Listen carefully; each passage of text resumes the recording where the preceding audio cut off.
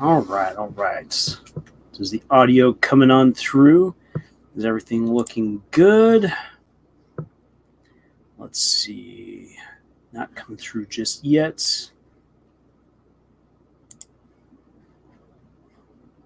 So I know I'm on stage. There we go. All right. There we are. Huzzah. Audio coming through nice and crispy. Hannah, good to see you. And welcome to the very few people who are right now here, but hey, it's all good. Happy Friday evening, at least to those of you who are indeed in the Friday time zone. Some people may be a little bit ahead. So welcome. Ooh, tonight's going to be a nice fun romp as we talk about the Apothecary Diaries and politics. But only fictional politics, because real world politics are messy and weird, and yeah, we're going to avoid that stuff.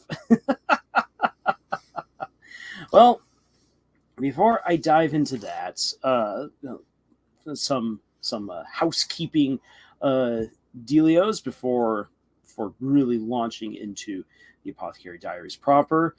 The month is coming to an end. Got some projects that I hope to soon have out. Indeed, a continuation of that time I married a goddess. It's funny. I said that I would only really do it if there was much interest in it.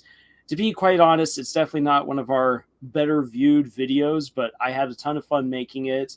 I get to do some more jokes and whatnot, so I am hoping to have that released by the end of the month. And that'll be nice and fun. A new video idea came to the harem today that I've decided will not be a writer's rant next month, even though it could very easily qualify. But we are going to do a video about how to present your story to other people, especially when you're trying to get help, because it is so incredibly easy to come with that story that you absolutely love, come up to a bunch of people and be like, okay, I need help. And they're like, hey, we're ready to help. Let's hear your story. And then you just vomits all over them and just throw all of this stuff about world building, about plot twists, about this random aspect of your character's backstory, all of which makes sense to you as the author because you understand where all this stuff fits on in, but you're just throwing all of this on top of people who have no clue what is happening. And it's a very easy way to turn people off to your story, which you don't want to do.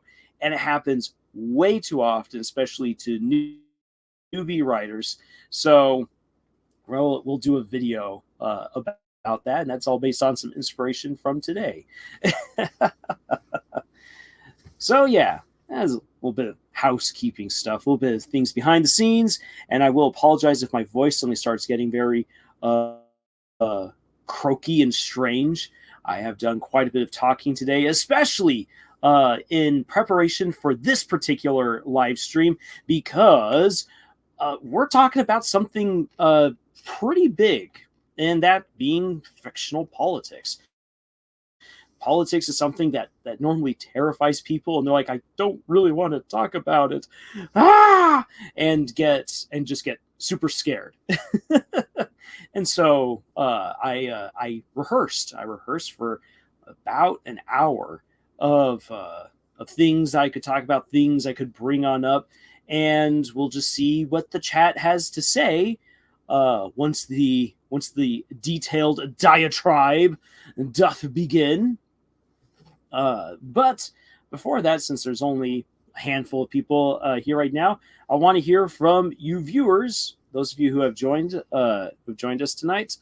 What are some things about writing or things in storytelling or just storytelling news recently that you feel like you want to get off your chest right now, you want to ask, and we'll use that to help ease our way into this heavy topic. Or you could just tell me what you think about the Apothecary Diaries if you have seen it, because it is a very, very fun show. So give people a chance to quickly type that stuff in if you so wish. Of course, that'd be awesome. And that gives me one little brief moment right here to pull up actually a clip. Something that, let's see here. Yes. Okay, that I do. Yes, that's indeed the clip that I want. Huzzah! I got it. So later on, when talking about fictional politics, I actually want to take a couple of examples from something else other than the Apothecary Diaries to show what works really well, what can be used as a joke, and also why people are somewhat terrified of broaching such a volatile topic, such as politics within their own stories. Which I get. Modern day politics are messy and weird. Most people don't want to touch them, and that is absolutely fine. I get that. But that doesn't mean that same kind of trepidation needs to translate on over to your own storytelling. And there are plenty of stories don't need politics, but those that could use it, you want to know what you're doing rather than just simply replicating whatever silly political nonsense has been happening this week, which is like opening up the tabloids. What's the scandal for this week? All right, Hannah Heaven asks, this is most hard to ask. Here it is. How to write meta-narrative in my comic. Well, Hannah, there's plenty of ways that you could do something like that. You can go the route of fourth wall breaking, which is, I think, what most people would immediately jump to, thinking along the lines of Deadpool or She-Hulk, where they literally turn and address the audience and kind of make fun of the fact that they know that they're in a comic. There's the one, for instance, where She-Hulk is skipping rope, and the rope just happens as it's in that freeze frame is, of course, covering up all of the private bits, and she's just like, yeah, the editors need to make sure that this was all covered up, but I know what the boys like. And it's just like, oh yes, she does know what the boys like, and that's the author being like, wink wink, I know why you people all read She-Hulk, and she's calling you out on it too. Or Deadpool, where Deadpool's like, and this is the moment where I'm going to get hit by a train. Waiting. Oh, it's not here. Well, what do you? And then just gets hit. So that's that's classic fourth wall breaking. Another good way, actually, of doing meta commentary is where there is a certain amount of self-awareness on the part of some of the characters, but it's not that they know that they're in a comic or that they're in a fictional story, but that they know how a comic or a fictional story would operate. And this is actually something that I enjoy doing in my own books. So I've got one character who is very much aware of like storytelling tropes of how things progress, of what is stereotypical. He's not a character who knows that he's in a fictional book. That would be breaking the fourth wall. But because he understands how these things typically go, or how they should go stereotypically, and because he's a somewhat of a comic relief character, he then has commentary that delivers that meta punch. Another way in which you can do meta is that the background to the story is very tongue-in-cheek. Let's see here. A good example of that that immediately pops into my mind is RoboCop, where RoboCop is telling the story of RoboCop, of this cop who gets injured, gets turned into a robot, and is then supposed to go and protect the city and uncovers all of the corruption. But in the background, you've got these crazy television commercials, you have rampant crime, pollution, all of this stuff going on, and it's basically what the background is telling the viewer is that the corruption amongst the police and the corruption within the corporation are just part of a greater problem. That society itself within this story has effectively collapsed, and that RoboCop, as great as he is, can't actually fix everything because these problems just go way, way deeper. And another good example of that, if you wish to view it as meta commentary, would be Judge Dredd. Judge Dredd also does a lot of that, where you realize that the judges, as they're going around purging the city of evil, that them just simply coming in guns blazing and killing the bad guys isn't actually fixing the problem. There are so many other problems within society that need to be fixed, and unless the leadership of the city or of the world government can actually figure that out, they're just doomed to be in this endless cycle of crime and violence. So those are some ways in which you can do meta narrative. Either that you have what you actually want your commentary and your theme to be playing out in the background, characters being absolutely self-aware and breaking the fourth wall, or characters understanding enough of like how things go that their commentary amongst each other, their dialogue with each other, hints at fourth wall breaking, where again they don't realize that they're a fictional character, but that they know how fiction plays out and then they can comment on it. But to really help you out with what you're trying to do, Hannah, I guess I would have to know more about what you want your meta narrative to be. What is the message that you're trying to get across, or are you just trying to give a cheeky wink to everyone who's reading? Are you trying to communicate jokes, or are you trying to get the audience to be like, "Oh, I never thought of that"? Based on what your answer is, I can hopefully give you something that would be a little bit more helpful than throwing out references to other stories and hoping that one of them sticks. But thank you for pausing that question. Hopefully, you'll let me know here soon in the chat so I can give you a little bit more detail and information. And is there anyone else who's got something they wish to share? Not, I'll actually quickly for later, since I'll need this later. Let me quickly pop on over here to downloads.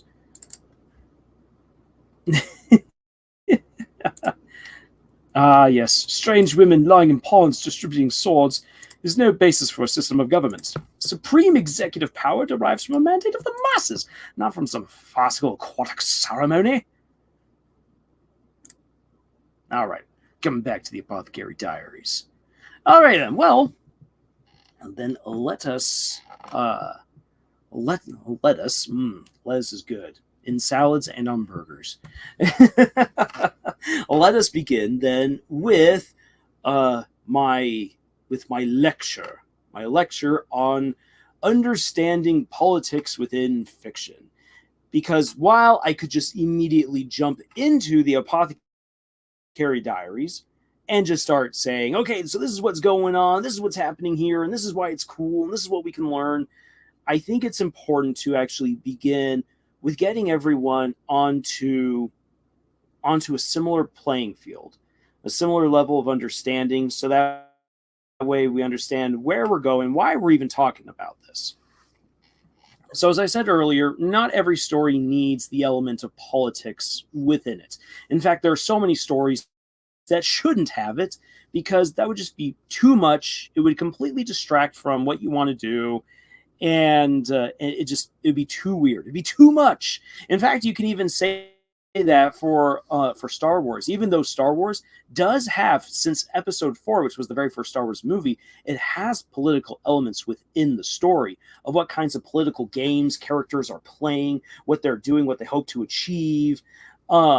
If there's too much of that in a Star Wars movie, it takes away from all of the fun with the characters, the action, the wars in the Star Wars, the Force, the battles between good and evil, which is all stuff that you want to have. And if you put in too much politicking, then it just, you then basically get Episode 1, The Phantom Menace, where The Phantom Menace, if you could kind of turn off your brain a little bit, is an absolutely fun movie. But the moment you begin thinking a little bit more critically about what you've just watched, holy cow, it's way too much. And the political side story to it all, what's happening within the Galactic Senate and what's happening with the trade routes and everything, that's actually an interesting thing to talk about. Bureaucracy, trade agreements, trade wars, why some planets get the short end of the stick while others are left completely alone. Like, why Naboo? Why blockade Naboo of all planets? There is a very interesting story to be had there. The problem is that that's being diluted with the story that we actually care about, which is Jedi using their lightsabers, discovering Anakin, discovering that the dark side is resurging once again. Are the Sith really returned? That is what people really actually wanted. And so all of this stuff about trade routes, about the Senate, about politics, how do you choose a chancellor, yada yada yada, that ate up too much time, and it felt like it's just, again, it's too much and too many things that don't exactly go hand in hand, as opposed to a moment that George Lucas actually pulled off in Star Wars: A New Hope, where you get an excellent bit of political dialogue that fits what's happening and tells you so much of what's going on without having to hit the brakes on the entire narrative and then say, now let's talk about the functions of the Galactic Senate, because that's what everyone's always wanted. So, again, you don't need to actually have politics in your story. If you do want to have politics within your story, you're either using it to help give a much broader sense of the world, or you're telling a political thriller, or you're using it as the backdrop to what your characters are actually doing, and how a world which is beyond them, above them, influences them despite their best efforts. And the Apothecary Diaries is definitely in the third category. The politics of the Imperial Palace and of the Rear Palace, while important, aren't necessarily the driving force of everything that Mao Mao does. In fact, Mao Mao could honestly care less. The only law that comes out of the Imperial Palace that she actually cares about is that there is a law that Jinji is about to pass on to the Emperor, which is going to restrict the drinking age. And Mao Mao loves her sake. So she's just like, please, please, tear it up, destroy it. Don't take away my alcohol from me. And that's the most political that that Mao Mao gets within this story. And yet, the political machinations of Imperial China are all throughout this story. They are prevalent. It is this umbrella that covers Mao Mao's world and influences so many of the people within it that she can't escape it despite her best endeavors. And that's what gives her actually such great autonomy and such a great character arc within the series, is because despite living in the Rear Palace and then later on in the Central Palace, where all of these big things are going on, where she should just be a simple servant who has no pull, no weight in any matters, Mao Mao becomes a power player within the greater schemes of the palace, and she's able to dig back, claw back, and assert her independence, her autonomy, and her identity. And it is fantastic. And that's one of the reasons why I just absolutely love the Apothecary Diaries. And it's not just Mao Mao who goes on that journey either, but so many of the other women within the Rear Palace and even within the Central Palace and the Outer Palace. You see them doing the same thing as Mao Mao, trying to assert who they are and have that bit of independence, have that freedom, and assert their identity of, I am this person. I'm not just a serving girl. I'm not just a concubine. I'm not just a courtesan. I'm not just a simple prostitute. I am this person. I am Mao Mao. This is who I am. These are my skills. This is what I want to actually do with my life. And I don't care who is reigning over me. No one can stop me. And that's why, again, it's just excellent. Hey, ISO, great to have you here. Bit late, but you are here now. Fantastic. That's what we love to see. So, to catch you up, ISO, I'm trying to lay a little bit of the groundwork right here for talking about politics, and especially like with like fictional politics, and to help us gain a better understanding of what we're going to see with the Apothecary Diaries. Because I could just jump right on in, but it would be very easy to get lost. And for the people who come in later on, they'll be like, what the heck is going on here? But a story doesn't need to have politics. If you do want to have politics within your story, it needs to play a significant role or be a powerful backdrop to whatever is going on. And we'll talk about examples, and we'll talk about not just examples within the Apothecary Diaries, but in other stories, and even talking more broadly other kinds of stories that could have politics as an element within the narrative. So, once you've ascertained if your story actually needs to talk about politics, which again, most stories don't necessarily need to have that, but if you decide, hey, this would actually be really interesting to put into my story, I think this could help to bring out more of the world building, it'll challenge the characters, create some interesting plot points or a good subplot. Boom, let's get on into this. You need to have an understanding, a basic understanding of politics. And I've talked about this before in another live stream, and I believe in another video as well, that the best way to actually understand politics, and especially if as someone who's trying to write that into your own fictional story, like what do I do? You can't just simply, like here in the United States, if I were to transpose Democrats versus Republicans and put it into one of my stories, it would look silly. It would look absolutely silly. Why? Well, because American politics is silly. So people would immediately realize, oh, this is this group, this is that group. Well, that doesn't apply to me if I'm over in Europe or in Brazil or over in Africa, like South Africa or in Angola. Like, this doesn't say anything to me. This is clearly American. I don't care. The same if you're like, ooh, I'm going to very much base this on British politics. Most of you are like, I don't care. I don't care. That's Britain. That's not my situation. And I'm reading this one, and like I'm trying to escape real world politics, which is why a lot of people turn to fiction, to escapism, because we want to avoid the ever prevalence of just modern day politics, which is just seeped into everything. I blame you, Karl Marx. So, when it comes to you creating your own fictional political machinations and everything, the best way to actually understand it is to know this. All politics is just kids in a toy room with toys. That's it. Politics is kids in a toy room with toys. So I don't like politics, but that is precisely why I need to know how to write it, because right now my political writing is extremely lacking. I've been avoiding it for too long. And it's good that you recognize that, ISO, and especially if that's something that you want to explore within one of your stories, then yeah, understanding how to write it is absolutely critical. So let's expand on this right here. Yeah, Silver, love that comparison. Yep, because that's especially how it feels sometimes. It's like, what are these children doing? So politics, like when we boil it on down, and this is one of the ways that you can approach it with your stories. You think about it and you say, okay, then, who are the characters in my stories? And you then picture little kids. You're like, okay, so here we have Emperor Algoroth the Cruel. Yes, he's this kid over here.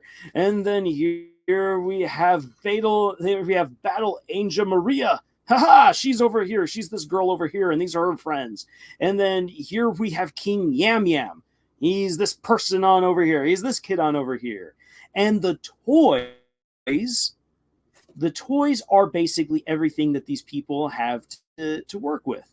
And in politics, it's not just simply coming up with laws and collecting the taxes and having the armies. Those are different toys indeed, but there's other toys as well. There's the toys of infrastructure, meaning your roads, your buildings, your water treatment, sewage, because heaven forbid that people don't have indoor flushable toilets. Oh, it's so nice living in a modern world. Communications, transportation, sanitation, and so all of those things are various toys, things that people want to have. Other toys can be jobs, other toys can be farming, can be food, and in politics, the what you're trying to do is you're trying to figure out the best way for the most kids as possible. The ideal being that all the kids in the room can actually get along and share the toys and play together, and everything's rolling out really well. When someone's like, hey, can I borrow the blocks? Yes, we're done with the blocks. Here you go. Or, oh, we're still playing with the blocks. Do you want to play with us? Or can you wait your turn and then we'll give you the blocks? Like that's the ideal. But honestly, the ideal doesn't really exist, and that makes for a boring story, because if you don't have conflict, it's really, really hard to tell a story. All stories have some sort of journey, some sort of challenge for the characters. If they don't, it's usually a very boring story. And so with politics, we expect it, of course, to have some sort of conflict, because that's just the nature of politicking. So let's then think about the story then of the Apothecary Diaries, is where, okay, what do we have? We have Imperial China. So there's an emperor. The emperor is above everything, owns everything, has been mandated by the heavens to control it all. And most people would just stop right there. Most fantasy writers or writers of fiction are going to stop and say, okay, then I have the emperor. The emperor owns everything. Yay! And then the other characters are either for or against the emperor, and it's just like, oh, the emperor is the emperor because he controls everything. He's got so much power, and if I move against the emperor, he can crush me like an ant under a heel. Therefore, I must gain power. I will get my band of misfits, and we shall overthrow the empire. Just the way that most of these political quote unquote stories normally go. It's not so much politicking as it is revolution, because revolution is fun to write. Hannah says, well, the real life is nothing but conflict, so this sure not be too hard, right? Well, one would think it's really simple, but at the same time, it actually gets a wee bit complicated. And so let me then elaborate. One of the things that makes the Apothecary Diaries truly intricate is because rather than just treating the emperor as he owns everything, his mandate by the heavens is that he's the one in charge, the emperor, as the story goes on, you realize that the emperor is confined to his bureaucracy. There are certain checks and balances in place that prevent the emperor from being an outright tyrant. And if you were to do that, he would be quickly overthrown. So let's again think about it in terms of kids in a toy room. But let's say you've got one kid who's the emperor child, who owns all the toys. He's all my toys. and if you want to play with any toys, you'll have to play with me. Well, the thing is that if you were to actually do that in real life, where one kid owns all the toys in the room and the other kids don't, those kids are just simply going to steal his toys. They're not going to play with him. And then that would lead to fighting. It would be anarchy, toys flying left and right, stuff getting broken, kids crying, and no one would have any fun. It would all just come crashing down. The Imperial Chinese Empire, the Imperial Chinese state, is very much the same.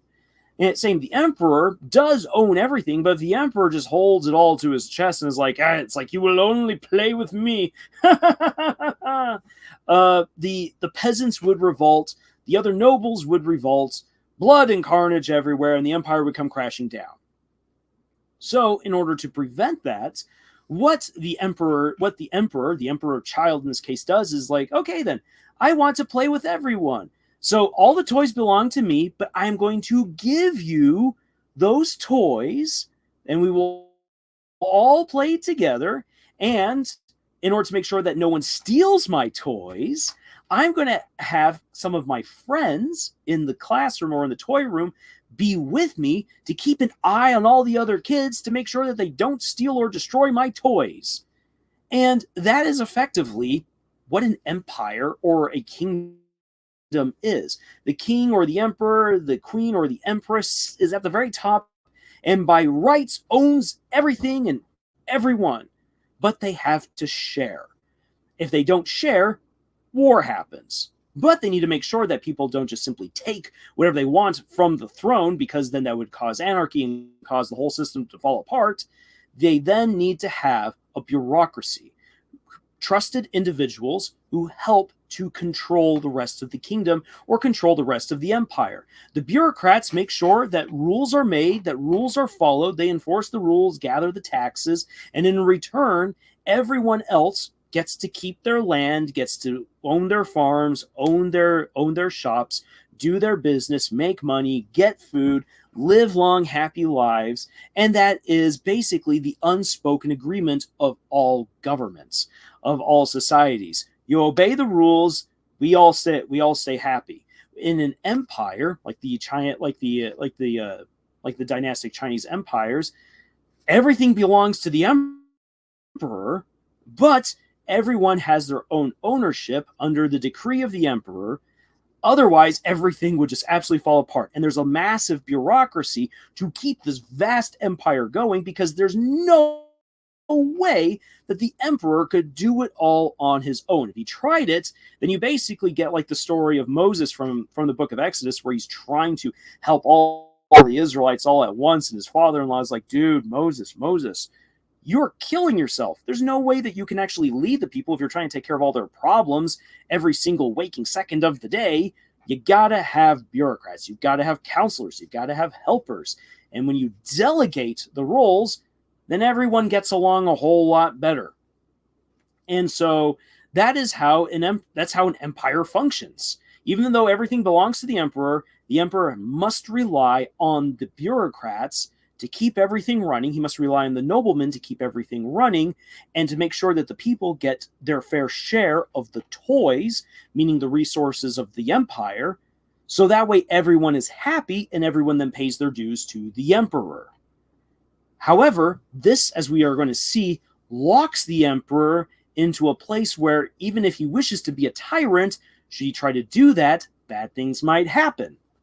Real quick, to ISO's comments, that actually sounds a lot like the emperor from the story I just came up with yesterday. Driven mad with power that his body and mind could not handle, he took control of everything as a tyrant, until someone who was able to control these powers came along and overthrew him, sealing him in a black hole. Yes, revolution, because we love revolution. Hannah says, so real life is child play and the adults are children that lack problem solving and communication. Yes, that Hannah, 100%. And when you put it into those terms, suddenly modern politics makes a whole lot of sense, and you can just point and laugh and say, stop being children, let's learn how to communicate again, and actually critically think and solve problems for a change. So, coming back to it. In the case of the Chinese emperor, within the story, the Apothecary Diaries, with this bureaucracy and with these noble families in place to help him maintain order throughout the entire empire, he is now beholden to them, because they are the ones, they're like basically the caretakers of all his toys. They're like, hey, Emperor so-and-so, it's so great that you're sharing your toys. It would be a shame if someone took all your toys from you. And the emperor, and at this point, because everything's now shared out, the emperor can't just simply take it all back, because if he does, as ISO wrote down, he would become a tyrant. And once you become a tyrant, people start plotting to overthrow you. Tyrants fear the people.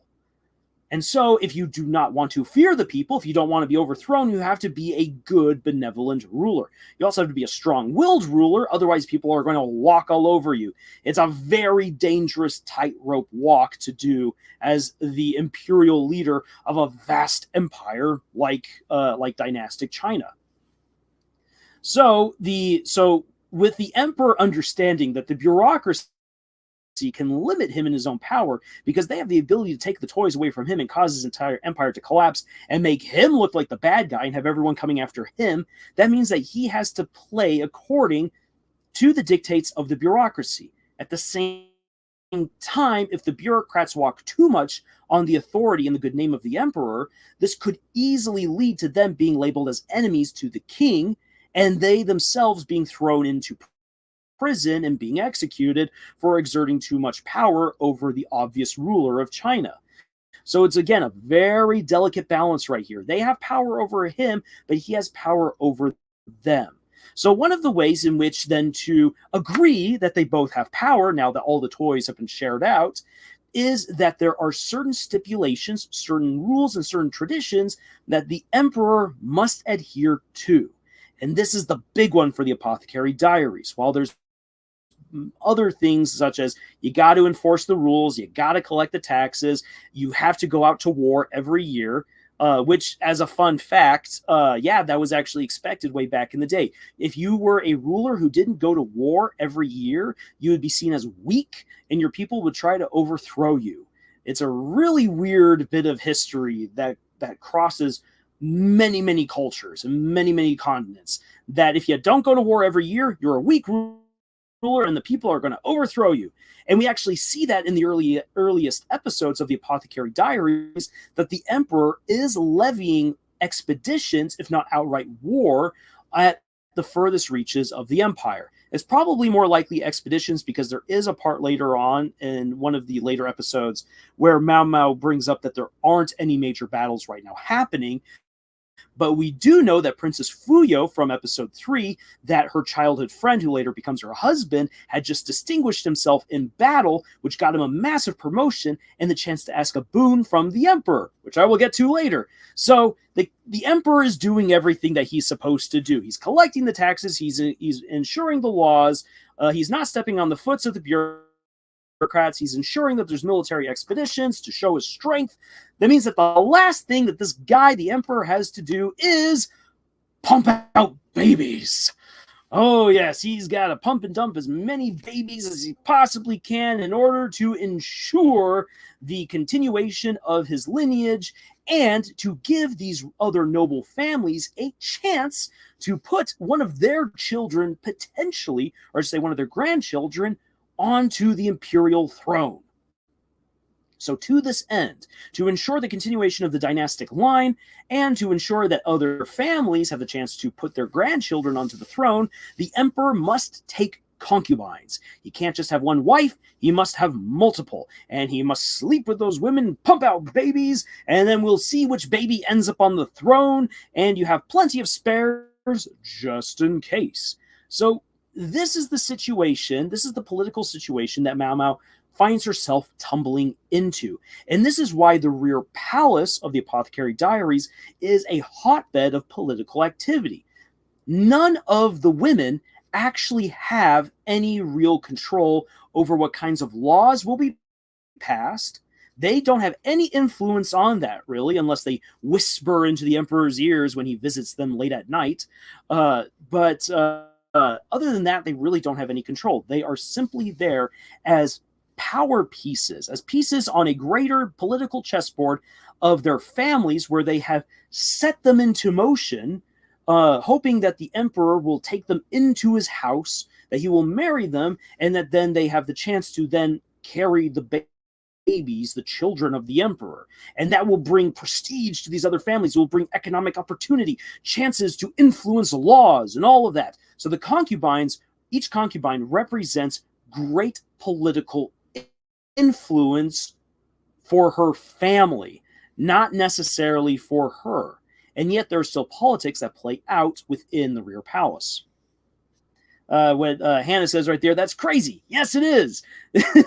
This is incredibly intricate. So then let's actually think about this in terms of toys once again, to make this easy. So we have our emperor child who has all the toys and wants to play. Otherwise, other kids are going to attack him and steal his toys. So he shares out all the toys, and he has his best friends surrounding him who become the bureaucrats to make sure that everyone plays nicely with his toys and gives back to the emperor kid what is actually his when it's time.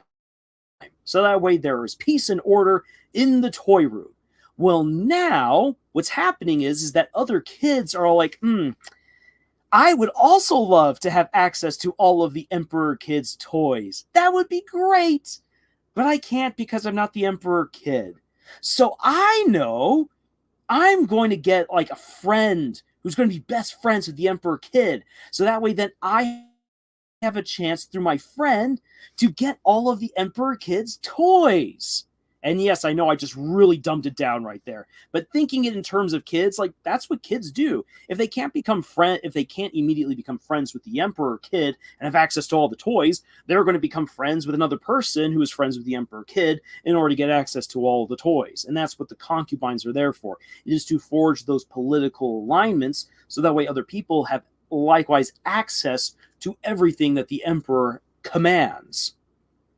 It's all about gaining power, gaining that prestige. Or as I would say, it's not just simply power, but it is obtaining security, so safety and prosperity, wealth, and a good life for yourself and for your kids, and so on. That's what it's all about.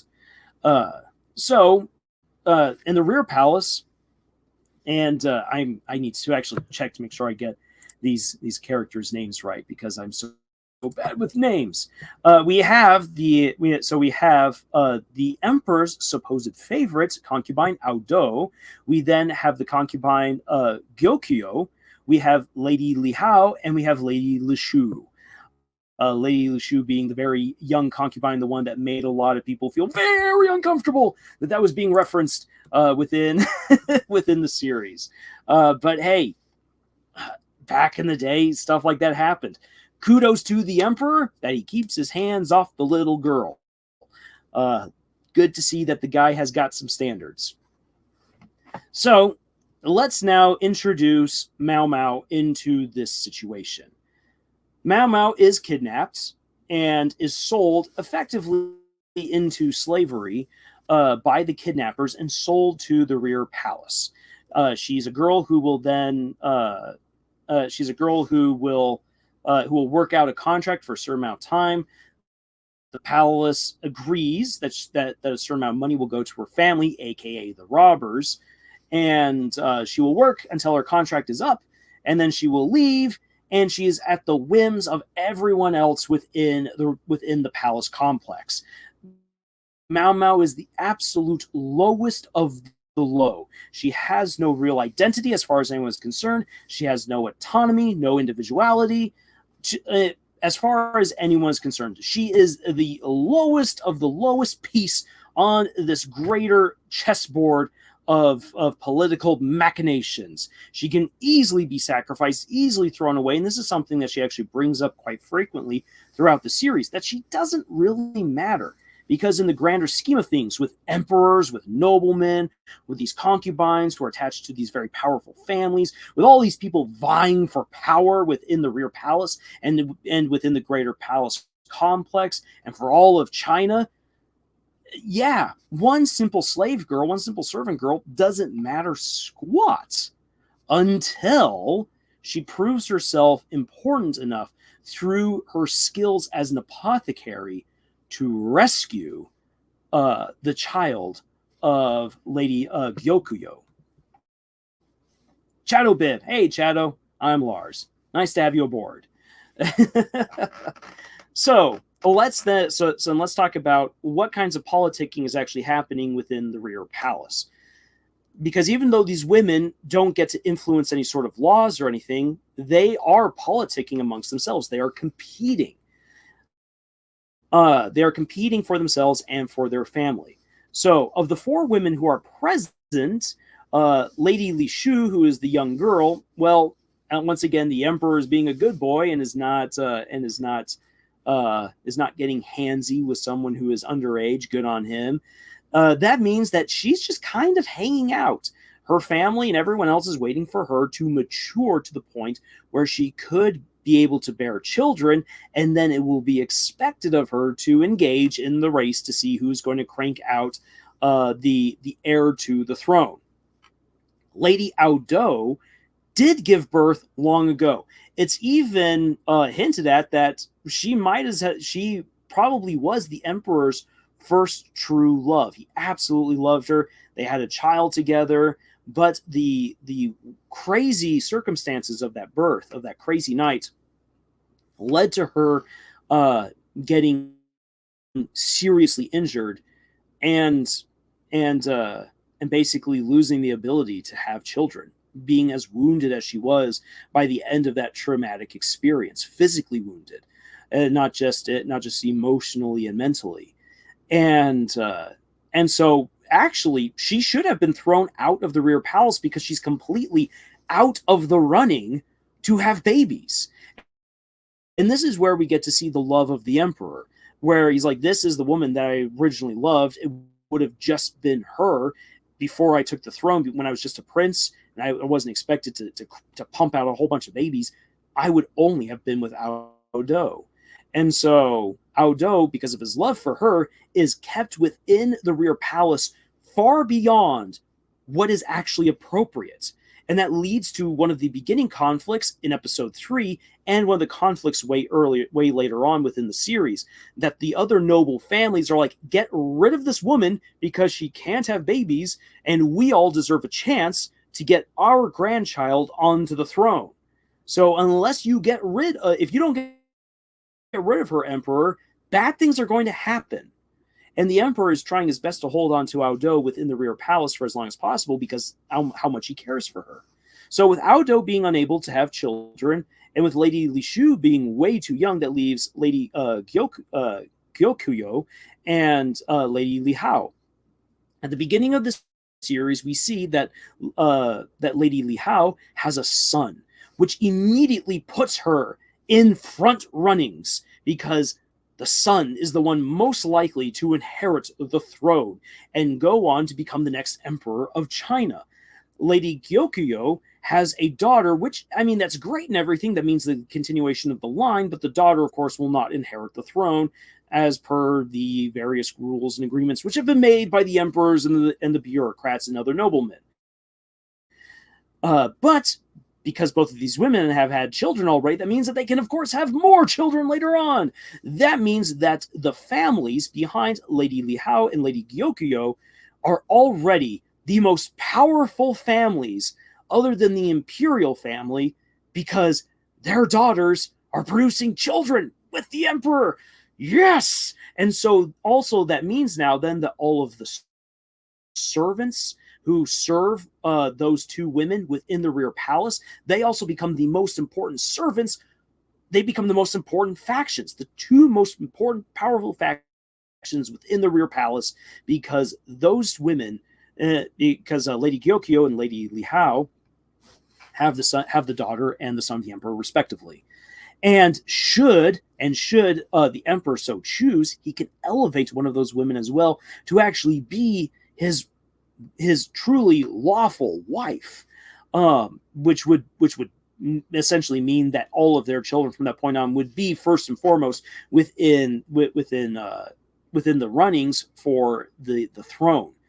So this is huge. This is for all the marbles right here. So there's a little bit of a baby war going on at the very beginning, until suddenly the babies start getting sick and the mothers start getting sick because of the lead that is laden within the makeup that the women are using, that the concubines are using, which leads to the death of the emperor's son and to Lady Li Hao almost dying as well.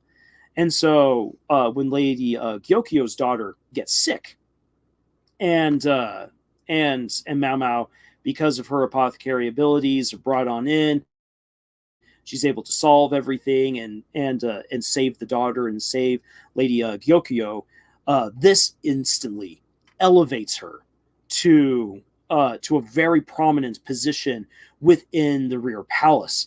And when she then later on saves Lady Li Hao from death by lead poisoning, Mao Mao, without really understanding what's going on, just became one of the most important people within the rear palace to the two most powerful factions of the rear palace. And that's why later on, during the garden party, where all of the people are going around and handing out jewelry and everything, and she's getting all this jewelry, like, all of the other women are so jealous of Mao Mao.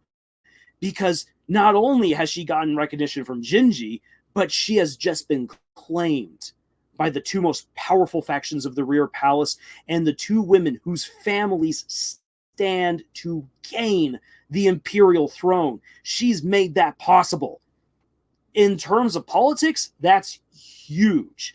And this is without us having to talk about laws. This is without us having to talk about any sort of weird wonkiness of Bill 21-B paragraph C to the fourth power.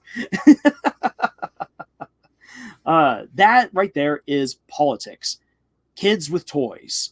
And Mao Mao comes on in now as this new kid in the toy room who is helping the other kids get these toys.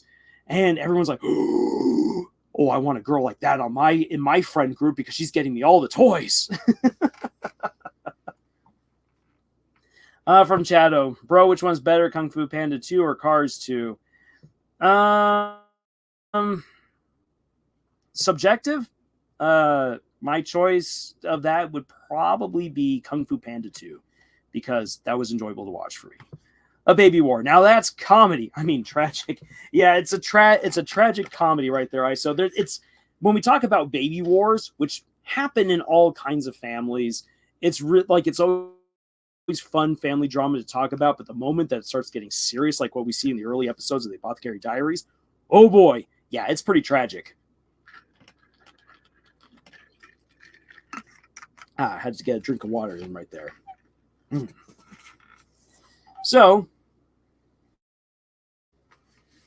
now Mao Mao, and this is why within the story of Mao Mao, finding her identity, her autonomy, and exerting who she is within a situation that she doesn't have any control over, this is what gives Mao Mao that opportunity, because she's able to save these two very powerful women within the Rear Palace. This immediately launches her to the status of a power player, even if she doesn't fully understand it. Now, things get a little bit more complicated when Lady Aodo is finally removed and Lady Lulan is brought on in, because there's all kinds of new power plays and machinations being brought on in. You have now a concubine who is openly hostile to the emperor, but he had to choose a concubine because, well, that's what's needed. These other powerful families are vying for a chance once again to get their blood, to get their grandchild onto the throne. And someone who he would have wanted to raise up to that position, someone who would have been a fantastic alliance, is Lady Fuyo. Well, then the story of Lady Fuyo goes back to episode 3, and I love talking about this story because it is one of the few truly happy ending tales within the Apothecary Diaries. All the other stories are way more realistic with what would actually happen to the people involved. And I will actually pull back the footage here. Let me see if I can actually find the footage of Lady Fuyo. In any case, so with Lady Fuyo, Lady Fuyo was meant to be the replacement for Lady Aodo, a princess from one of the northern provinces of China. Very, very important. Right there on the borders of the known empire. This is the place where a lot of expeditions are going to be launched. It's a very important frontier and stronghold for the emperor, and he can bind it way closer to himself by marrying the princess of that region.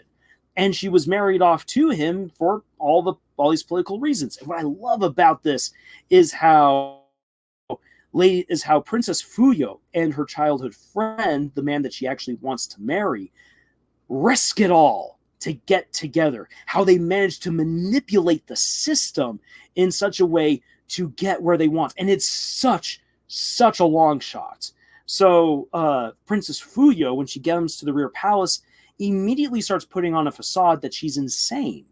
That how she doesn't speak to people, she's clumsy, and then at night she dances beautifully in the moonlight. But again, she doesn't talk to anyone. It doesn't make any sense what she's doing, and the emperor just can't connect with her, and it's a little bit crazy.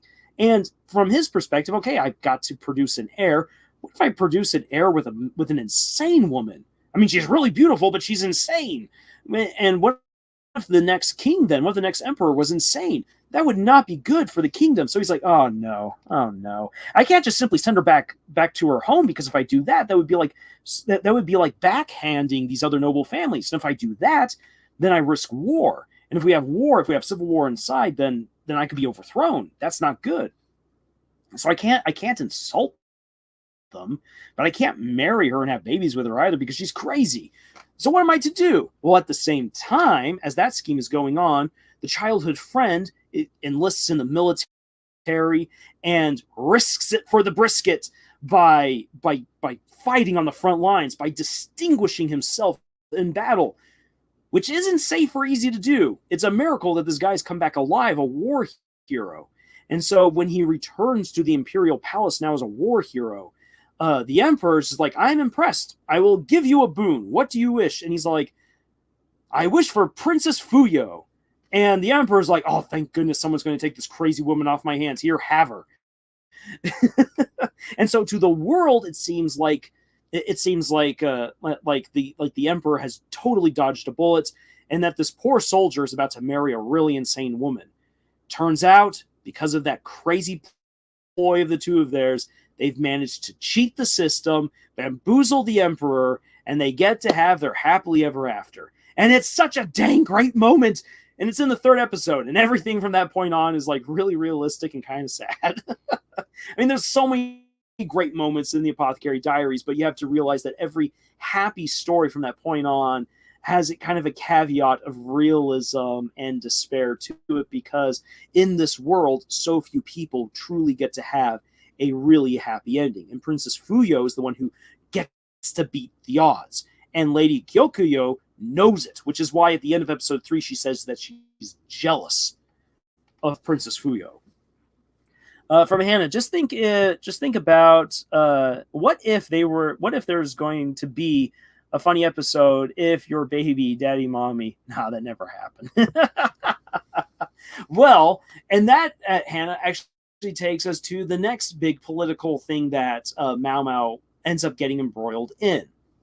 Because so much of the story is leading us up to the assassination attempt on Jinshi's life. And yes, ISO, tricking the emperor takes some serious guts. And that's why it's just, it's such a great episode, the episode 3 of the Apothecary Diaries. Love it. So, let me actually quickly get another drink of water. Whew. It's been going on for an hour now. Fantastic.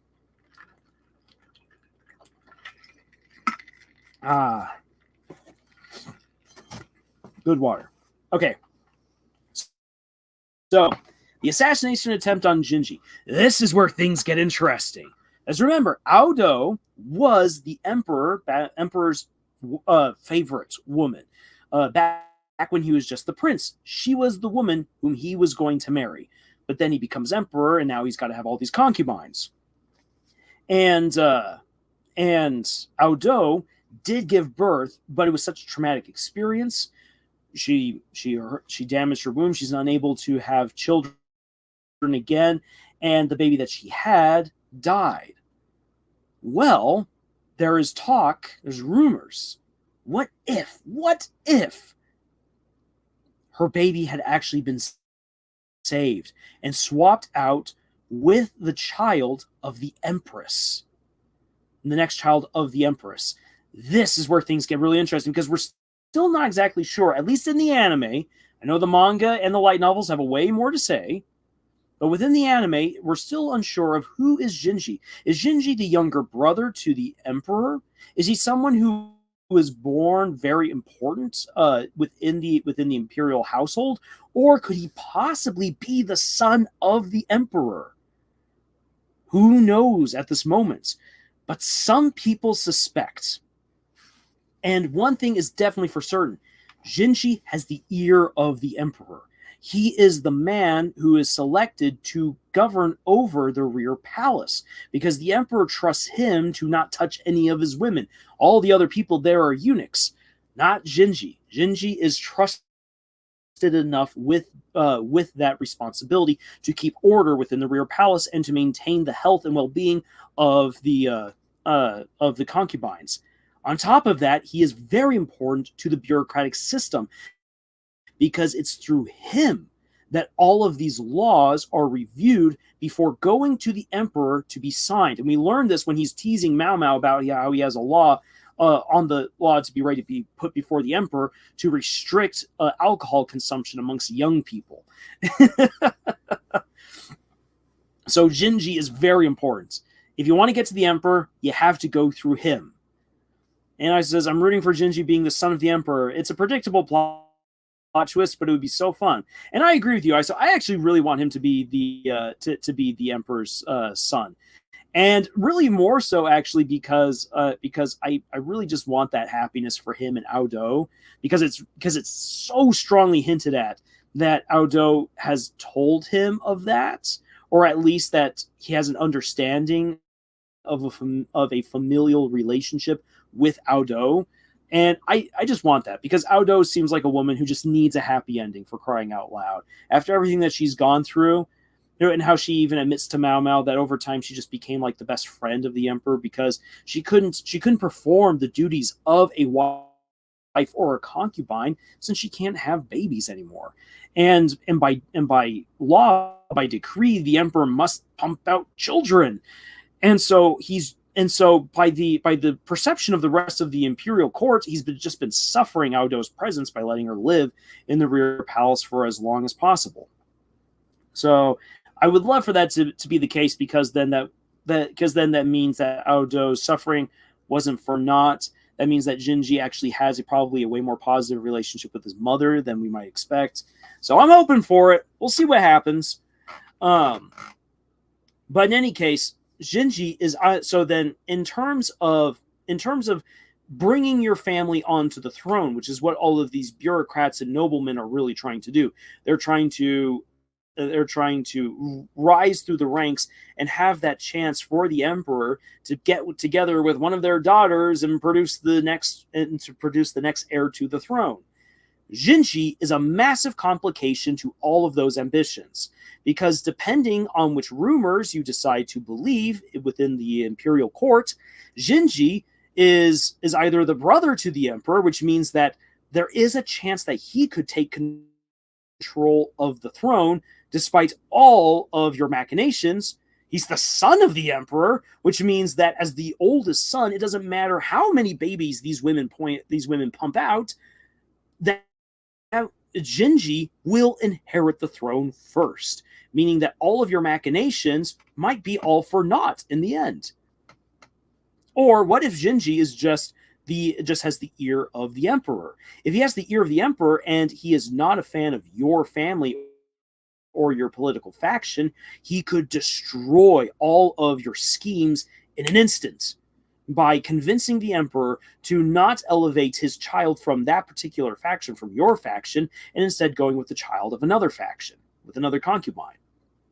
And so for people who wish to have greater power within the imperial palace and within the empire as a whole, Jinji is an obstacle. He is someone who must be removed, whether he just has the ear of the king, whether he's the king's brother, or whether he's the king's son.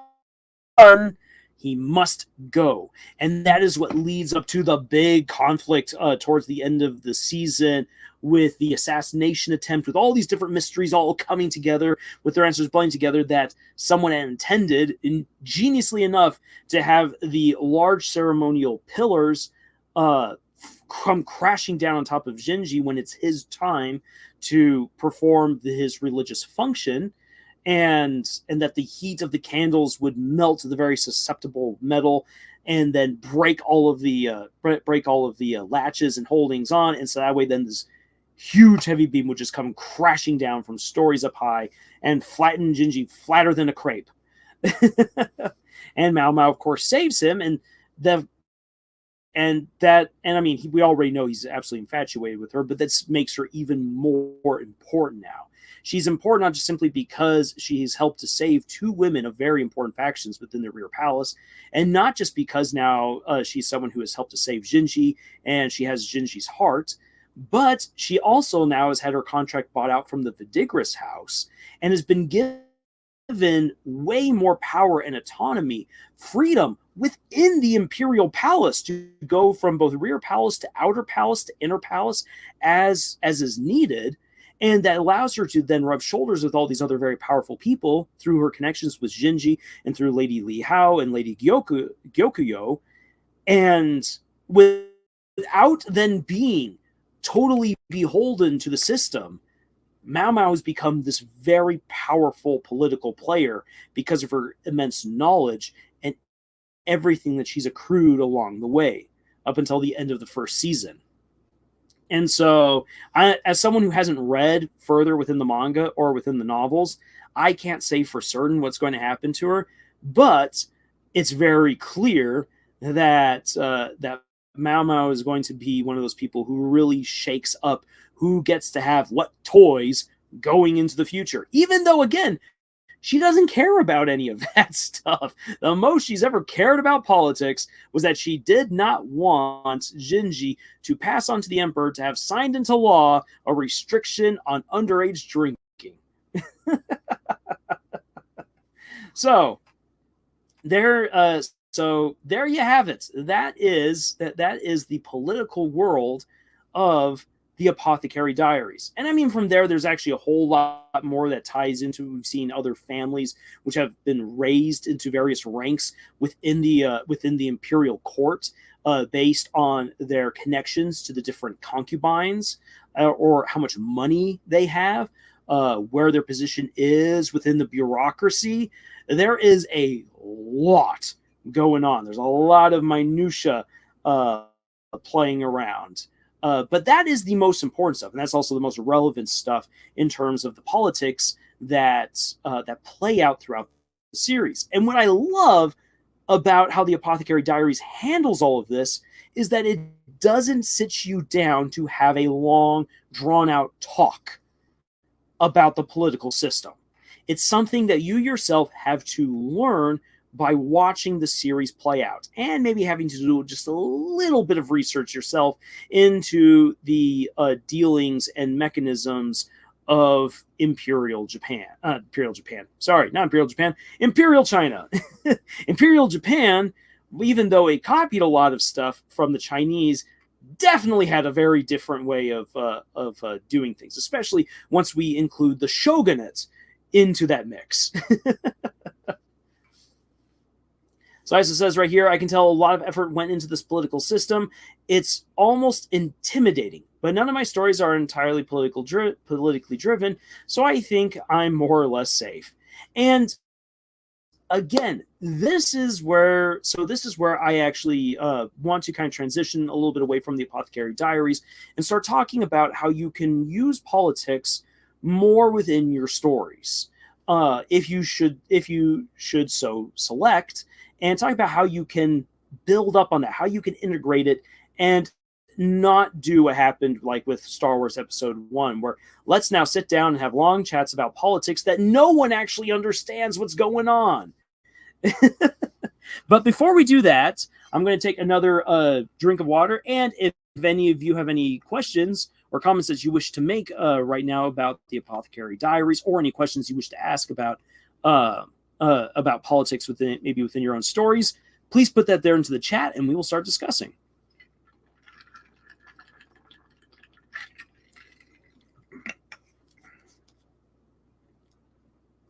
All right, so TV Account asks, is there a difference in terms of overarching mystery and setup and payoff?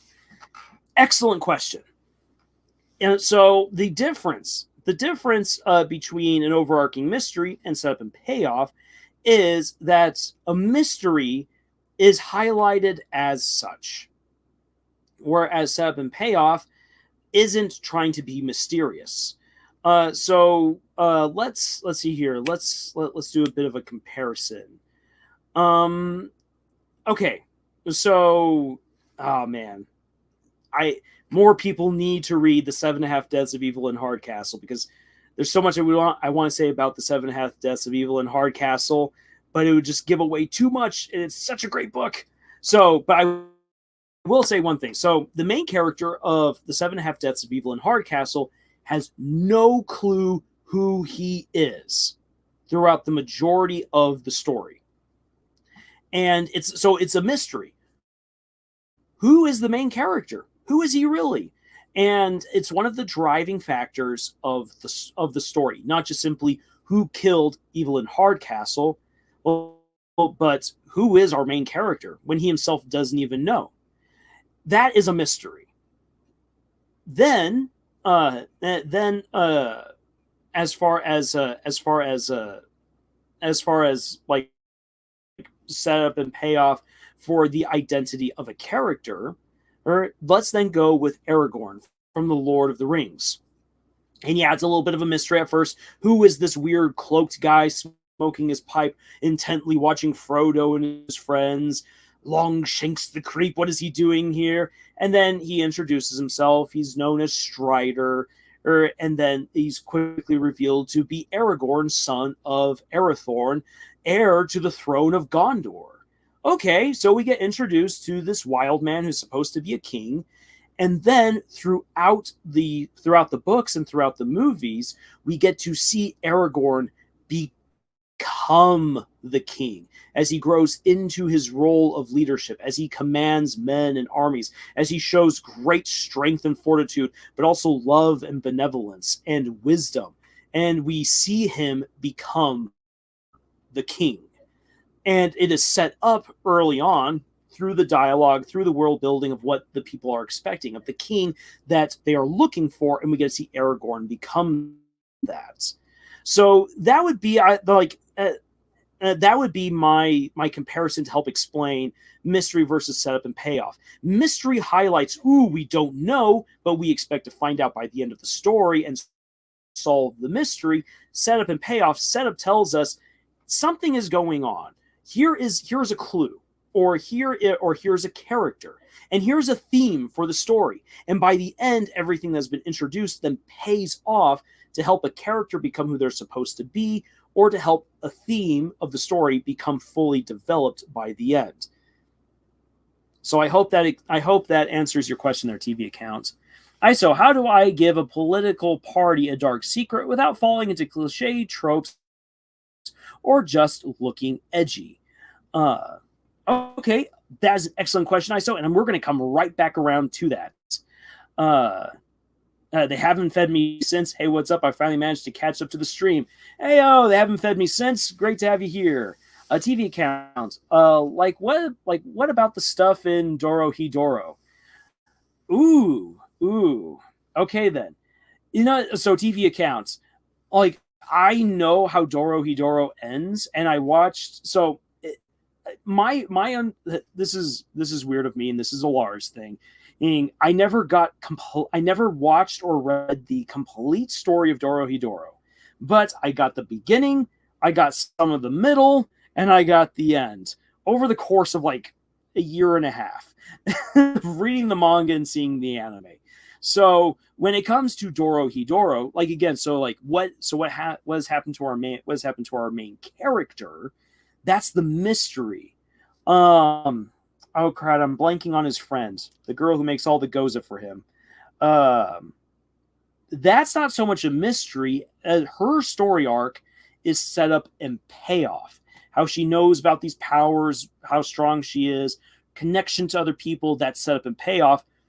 His identity, what happened to him, that's the mystery. So I hope that then actually using Dorohedoro, that gives you that can help you then realize, okay, that's up and payoff for the girl, mystery for the guy. Got it. ISO, more specifically, how do I give them a secret connection to an antagonist without making it seem obvious or predictable? Okay, then. So building up on that question, I'm going to answer that right after we get to Hannah Heaven. Speaking of political and the system are there other ways to write racism and discrimination, because I don't want to come off as preachy and cringe? Ooh, that is an excellent question there, Hannah, and I will answer that as well. But let me first get to ISO, and then I'll get around to your question. So, how do you give your party how do you give a political party a dark secret without falling into cliche tropes or just looking edgy? Here is the thing. Most, I mean, this sounds so, to avoid modern day politics. Uh, let me actually give you within American politics probably one of the greatest ironies that at least I can think of. So the Republican Party, and this is not modern Republicans, this is old school Republicans, this is the 1850s and 60s, were dedicated to a few ideas. They were dedicated to obey the word of the Constitution, constitutional conservatism, get rid of slavery, because slavery is bad, all men are created equal, boom, get rid of slavery. Number 3, destroy the Mormons, because the Mormons are the embodiment of everything evil. How they came to that conclusion for the last one, I don't actually know. Here's the great irony to all of that.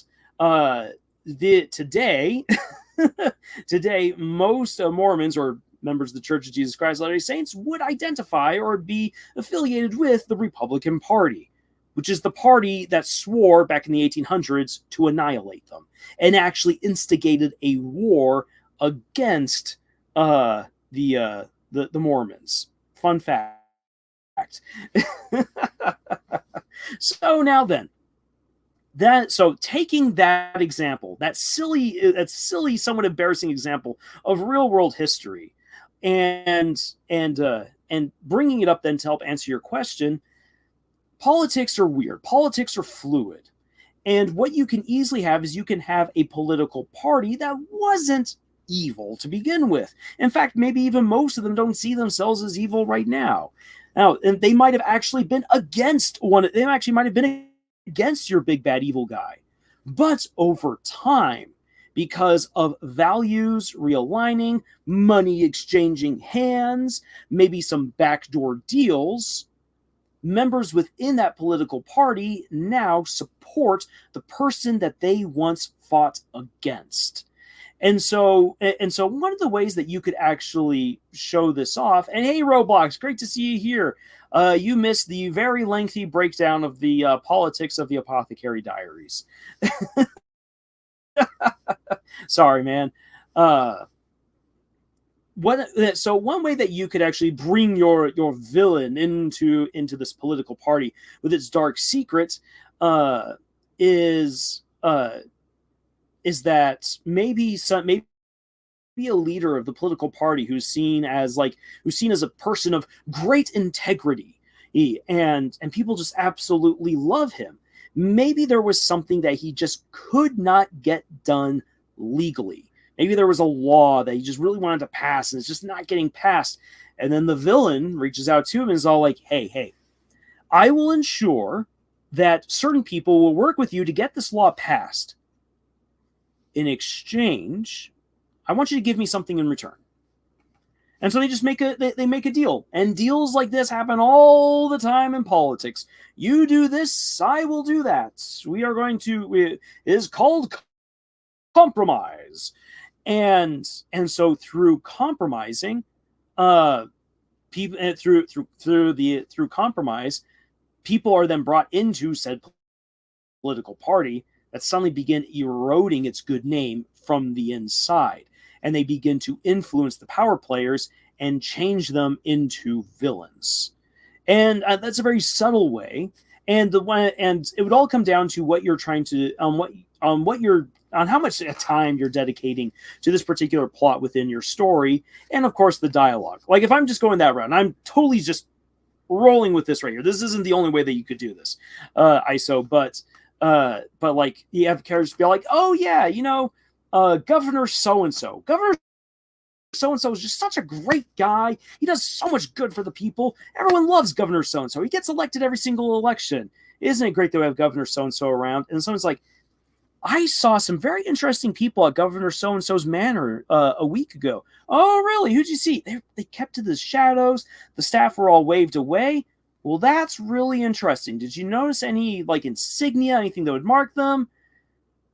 well, I don't want to spread rumors, but oh no, those are some bad rumors. Don't tell anyone about that. And well, what if it could be real? Oh, let's investigate. Governor so and so, and then things just start going from there.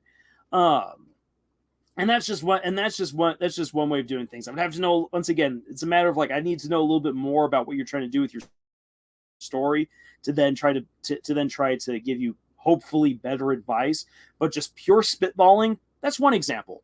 Take people who are good and show them becoming the villains through compromise. And the sad thing is that governments run on compromise. You need compromise.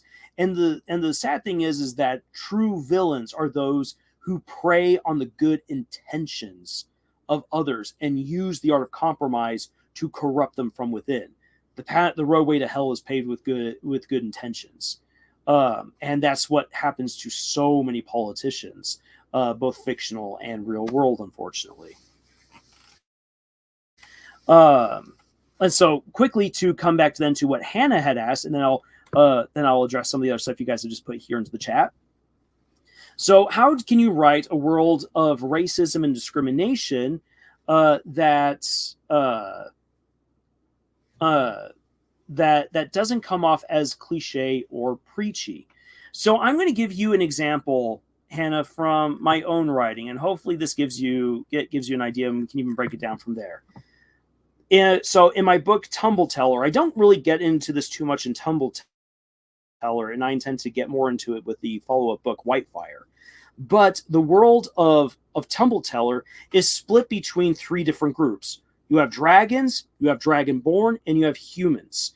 They're dragons. Huge, powerful, intelligent, beautiful beings. And not only that, they have a complete monopoly on magic, or almost a complete monopoly.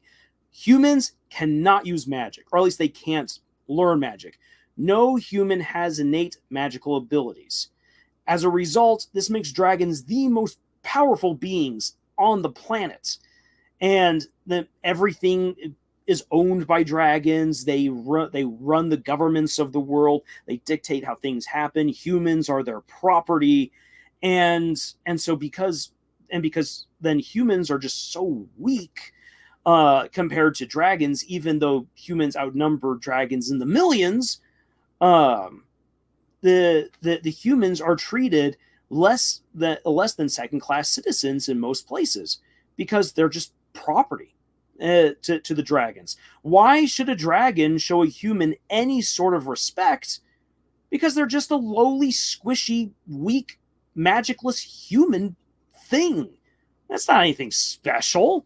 Now then, this is where things get even more interesting, because in the story, the Dragonborn are not like your typical D&D Dragonborn or other such stories where they are humanoid lizards that have some draconic ancestry, and it's unclear why they are more humanoid. Within the story of Tumble Teller, Dragonborn look human, but they are beautiful, almost perfected humans. And they are way taller than other humans are. They have their hair is the color of their dragon parents' scales. So if a dragon decides that human looks kind of cute, I'm going to do something that other dragons frown down upon, and I'm going to have children with that human, which can happen, then the result is the Dragonborn. The humans who are just beautiful, strong, tall, have a slight hint of magic to them, but nowhere near what even the weakest dragon could possibly do. So this then makes the Dragonborn really strange, because if the humans are looked down upon by all the dragons, and what then do you do then with the product of a union between a dragon and a human? And the humans will look upon the Dragonborn as abominations. Even the dragons will do the same in many instances, because it just seems so unnatural. And so right there, you have these different classes. You have dragons, Dragonborn, and humans. And so there is that discrimination of, well, you're not of my species, and I can prove that you're weaker than I am. So why should I care about what you like or what you want in life? You are just my property. Whereas for the humans, I mean, humans are humans. We're independent creatures, or as we like what we like, and like we demand the humans like we demand respect. We honestly demand respect. Though we are weaker than all the dragons combined, well, we are individuals. We think, therefore we are. You should treat us with some dignity, for crying out loud. And then the Dragonborn are like, we're your children. Maybe you should actually love us. And so, that's one way. One way of approaching discrimination and racism is not just merely based on color, which is what most people normally tend to go with, but rather instead looking at those very apparent differences between the different groups and despising people because they're not like you in some kind of way. And then a way that you can tell that story of overcoming that kind of discrimination and the likes is, for instance, within the world of Tumblteller, there are references to these dragons that are like, you know what, humans are great and Dragonborn are great too, and we're going to show them respect. The dragon Deathjaw, despite just being this absolute behemoth of strength and destruction on the battlefield, cares for humans. His wife is a human. He's got a Dragonborn daughter. And it's because he can see the inherent worth within humans, despite how weak they are in comparison to him. That humans can be noble. Humans can be loving. Humans have understanding. Humans have souls just the same as dragons. Even though they are completely different creatures, different beings, that doesn't mean that they don't have worth or that they can't contribute to one another. And so as a result, Deathjaw has actually reached out to humans, has made strong relationships with those humans, and has come to love them, and they love him without any sense of fear for him being a dragon.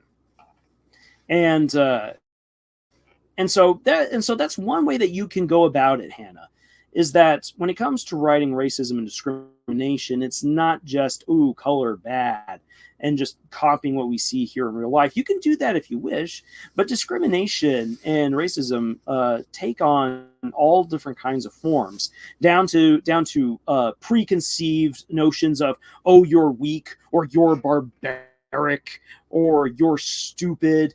For instance, the Greeks, where we get the term barbarian is because the Greeks could not understand other people's languages, and they hated learning other people's languages. So they said that all foreigners just sound like they're saying bar, bar, bar, hence barbarian. And so there's discrimination based on language. There's discrimination based on clothing. Again, going back to the ancient Greeks hated pants. And so any people who wore pants were seen as lesser individuals to them. So when it comes to writing down any form of discrimination, effectively, it's about people looking for reasons to hate other people. And so they take things that they can observe from others, and then they demonize those things, even though those things are things that are immutable, or even things that are sometimes beautiful to that other culture, to that other group. Skin color, as one of the things I love from Kevin Costner's Robin Hood. I love the line of the little girl comes up to Morgan Freeman's character and is like, "Why did God paint you black?" And Morgan Freeman's character responds with, "Because Allah loves wondrous diversity, or wondrous variety." I'm like, I love that, because it's like, it doesn't matter what your skin color is. Everyone, I mean, skin is important. Skin is great. Otherwise, we'd all fall apart. Your skin is beautiful no matter your color. Or you have far more inherent worth and beauty to you than just the color of your skin, or the height that you have, or what kinds of clothes you decide to wear. And people just latch on these things to create a means by which they can dislike someone else. And there are those who say it's all for power. And yeah, I mean, we can get political and talk about it that way, but honestly, I think it is that people who are afraid of losing what they have, or people who are just simply afraid of others, find reasons to dislike other people. And when that becomes codified and stereotypes are created and are then passed down, that is how you create discrimination. If you can destroy those perspectives, those negative perspectives of other people, even if sometimes they're warranted, and there are cases in which sometimes they are, that if you can destroy those negative perceptions, you can bridge those gaps. A good real world example. So people now say you're no longer allowed to use the word gypped because it's reference to gypsies, and gypsies steal. When my family lived in Spain, whenever the gypsies would come to town, there are plenty of perfectly fine gypsy people who come from loving families, who are nice businessmen, who are great entertainers, and just loving life. And then there are those gypsies who come to town with the full intent of extorting people, and unfortunately they're living up to the stereotype that has become demonized. And so the world is complicated, and it's the same thing for rednecks. Most rednecks are perfectly fine people and aren't actually racist or awful. And then of course you will then find those rednecks who absolutely are. And then you're like, oh, I knew it all along. And so in order for us to life world lesson to break discrimination, start by breaking down the stereotypes and overcoming your hatred of them, and actually get to know people. Once you actually start getting to know people, you realize that there's really no reason to hate the vast majority of people across the world, and thereby discrimination would go away. But discrimination comes about because people have fear and because people hate, and there's people who are looking for reasons to hate, and so they come up with stupid reasons to hate people, and that breeds discrimination. So for you, Hannah, within your own story, whatever it is that you want to write, whatever kinds of forms of racism or discrimination that you wish to depict, you need to, if you don't want it to come off as stereotypical and cringy and preachy, come up with interesting reasons why one group in your story hates the other group, and your audience can then be like, yeah, I can see why they'd hate them. And then you can start showing why those stereotypes are wrong, or why the hatred of those stereotypes is wrong. And then your audience can be like, oh, good point. And then hopefully that communicates the greater message to them. So Hannah, I hope that makes sense. Now then, Roblox, coming back to you. Sorry, so let's catch up right here. They haven't fed me since. Reminded me of a big boss. Hated the way America treated their soldiers, but ended up doing the same thing. The only politics I need is democracy. Want to know why? I love democracy. I love the republic. Or I love democracy, and as I saw right there, we're talking Helldivers. Oh yeah, give them some liberté. I still need to play Helldivers. I've been watching game footage, and I love watching game footage of Helldivers. It makes me laugh. I should probably actually reach out to one of my brothers-in-law about it, because he just, unfortunately for this guy, he really badly burnt his foot the other night. Doctor's orders, he should stay off it for a little while. So I should be like, hey, you don't want to be bored? Let's play Helldivers. I should do that. All right, so ISO, let's see here. ISO, after Hannah's question, I'll give a little more information. ISO also wrote down Roblox down.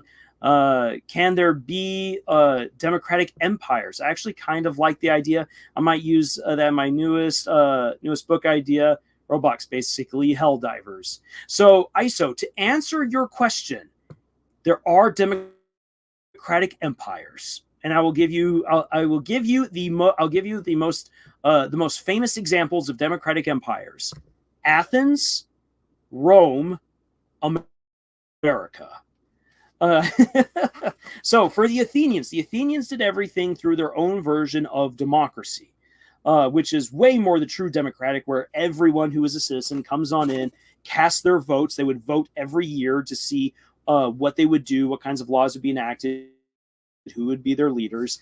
And the Athenians voted to expand their power. The Athenians voted to go to war. The Athenians voted to conquer their neighbors, and the Athenians voted to create an economic empire by which they would put Athenian garrisons into all these other city-states and tax the living daylights out of them in order to enrich Athens and build up a larger navy so that way they could go on and keep on conquering more people.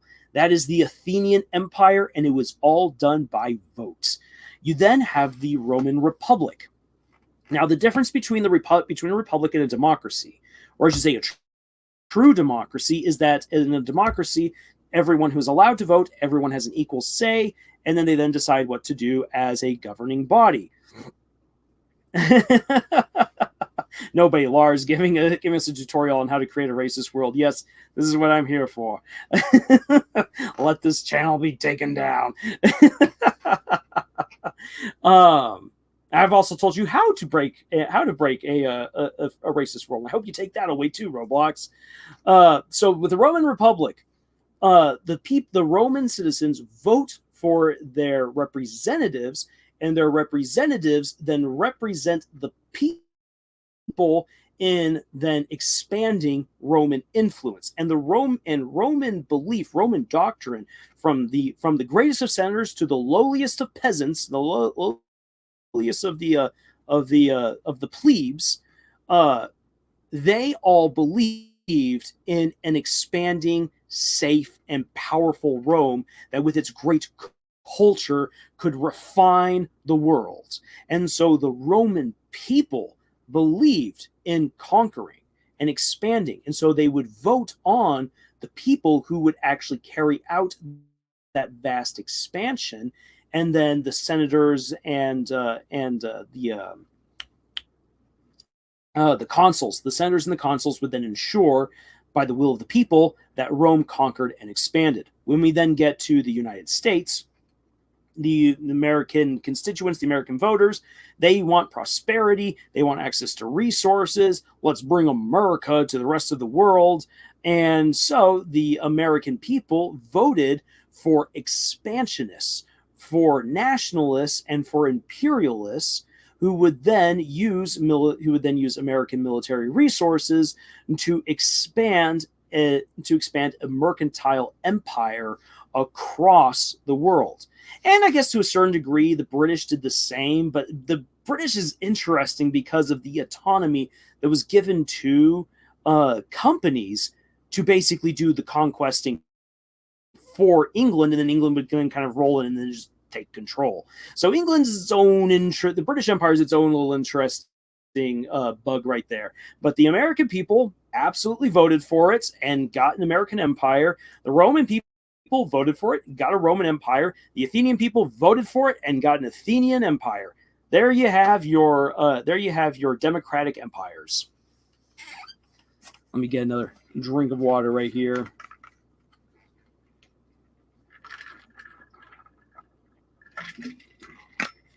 Roblox asks, why is it always the elves getting picked on? I would like to know, Roblox. I would seriously like to know. I blame the Japanese for this. Actually, there have been other people who have written the elves as the ones always getting kicked around. And what it does, and here's what I believe, Roblox, to answer your question. It comes down to a massive misperception of Tolkien's Lord of the Rings. Because if you're not really paying attention when reading through the Lord of the Rings trilogy, it seems as though the elves are weak. That's why they're leaving. They've grown weak. They can no longer fight against the forces of darkness. Oh no, the elves are still very powerful. It's just that the elves realize that their time on Middle-earth is run out, and that either they will stay on Middle-earth and fade away, or if they don't want to fade away, if they want to preserve who they are and what they have, they then must return to Valinor and live there. And so one could say that's a weakness to the elves, but the elves are still mighty strong. Small armies of elves are able to fight off against great armies of orcs and the likes throughout the Lord of the Rings.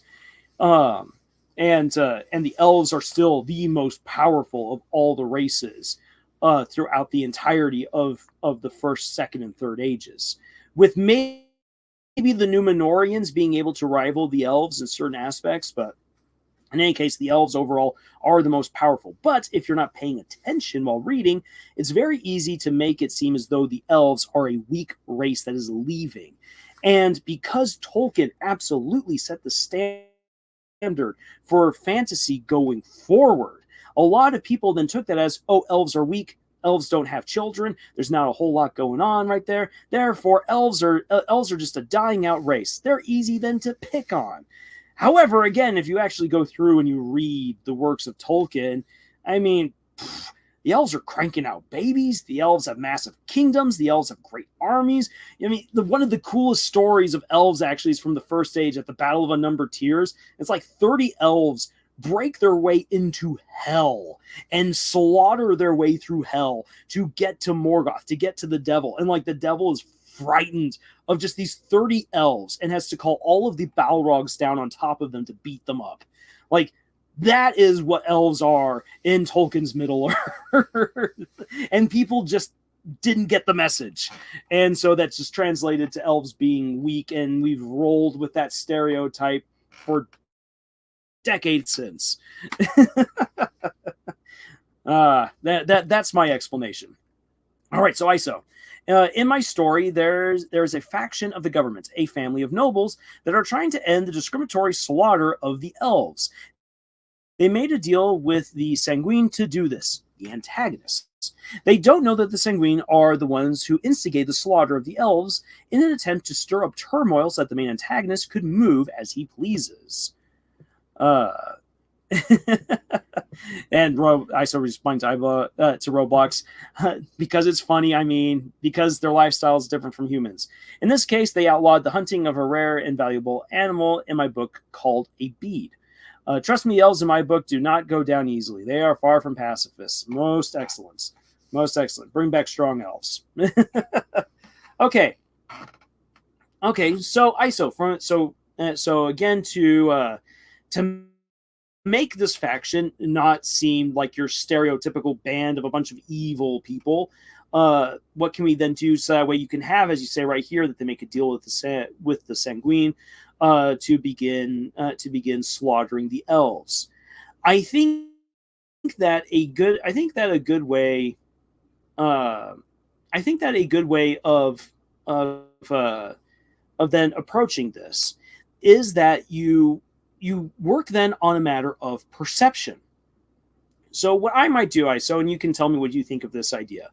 What I might then try to do is that this faction wouldn't maybe actually necessarily shy away from the fact that violence is being done to the elves, but they can present it in a couple of ways. They can say, hey, look, the elves have to be removed from these lands because we need those lands for the hunting of the beads. And so they have to go. We have done negotiations with them, and where negotiations have failed, we then have to take matters into our own hands. This isn't something that we want to do, but something that we need to do. If anyone has a better solution for us to all be happy, we would love to hear it. But otherwise, we got to do what we've got to do. This is for the well-being of the people. And have it where that message is one that could be believable to the people of this world. Where some people may not necessarily like it, others are like, no, that actually makes good sense. We need that land, we need that territory. This is somewhat similar to what both the United States and Canada did to Native Americans by stealing their land, saying, hey, look, we need that land. What are you doing with it? Okay, so there's a bunch of bison. Well, if we got rid of those bison, you don't need that land anymore.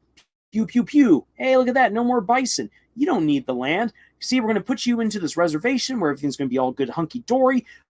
We're going to give you food and drink and a little bit of money. And that way you don't have to worry about wandering around in the wilds. And don't worry, we'll take care of the rest. See, we're taking care of these people. I mean, in all honesty, we know that it was barbaric, that it was theft of the land, that it was massive destruction and attempted cultural destruction of these people. That's the reality to it, but people in the 1800s absolutely believed that they were doing a good thing because that was how it was presented. And it's really messed up. And so that's one way of communicating to the audience that, like, yeah, these people are bad, but within this world, you can have it where people do agree with that particular point of view, where they're like, this makes sense. We should do it. It benefits us. And if the elves would just only understand and get it out of our way, then everything works out just fine. Let's see here. Isa says the beads, on the other hand, live for nearly 800 years. Oh, wow. Those are some long-lived animals. But the elves have just a slightly longer lifestyle, lifespan. That's interesting. So make the elves, so it's more that the elves are just racially divergent from humans, not necessarily almost completely alien beings then, where normally they are immortal. Interesting take there, ISO. So let me know what you think of that particular take, and if it doesn't work out for your story, then we can try to workshop another idea that you might be able to use. And I'm going to take another drink of water. Give me some of that liberté. You know, I'm just going to say, they could make an absolute killing. It would sell out in every store. If you'd go into the store and you go into like the tea section, like the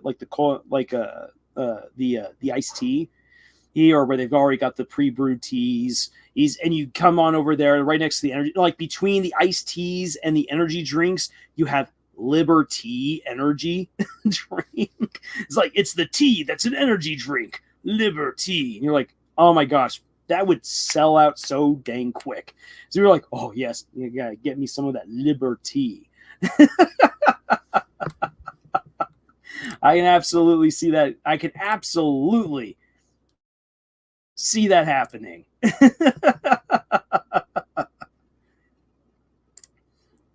All right. So while I wait to hear back from you guys, a cup of Liberty, anyone? I want some of that. I want that, Roblox. I want to see that. I want to see that actually made and sold in stores. I would buy some. I would buy energy tea. I would buy Liberty for managed democracy. I absolutely would. And it would sell so dang well. All right. So, for myself, I really like the idea. There are several factions, even an entire nation, that actively participate in the slaughter of the elves. Most other humans don't care at all since it doesn't affect their daily lives. Oh, that's sad and depressing. But as sad as it is to say, that's historically accurate in so many cases. And that doesn't make it okay in any kind of way. But it is something that is, in a way, relatable. And again, you can actually make the faction that supports the slaughter seem like the good guys by them making arguments that seem as if it is indeed beneficial to the rest of the kingdom. And again, like thinking back to, for instance, something like American imperialism, I think that if most Americans had known what was actually happening, for instance, in places like the Philippines or in Cuba or in the Samoan Islands, that they might be like, you know what? Maybe we shouldn't do this. If the American people had actually known that that the United States military, the United States Navy showed up to Japan and basically said, "Hey, Japan, you're either going to buy cheap jeans from us, or we're going to start blowing up your towns and cities." I think if the American people had heard that they might have been like, maybe this is a bad idea. But it was presented to them as, we are bringing civilization to all these people. We are bringing them goods that they need in order to be civilized, and they love us for it. And the American people are like, oh, that sounds fantastic. Bringing America to the rest of the world and we get rich? Oh, sign me up.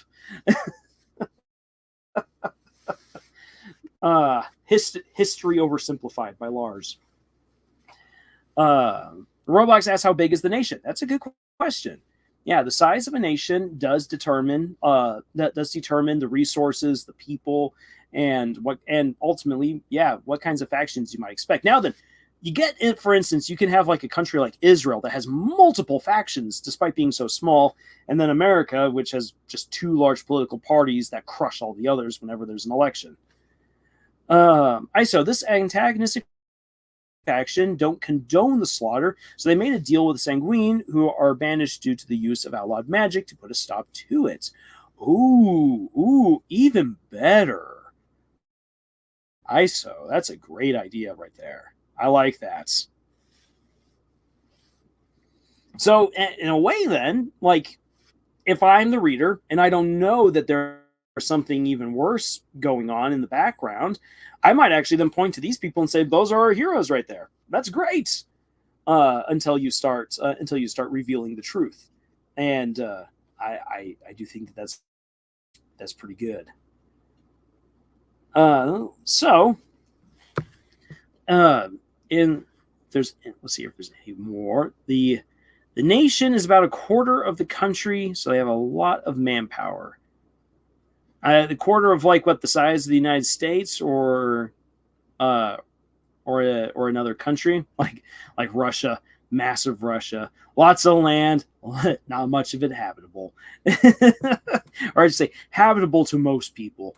There are people who live out in the weird boonies of Russia, and they're doing just fine. But it's not a lifestyle that most of us would be able to conform to.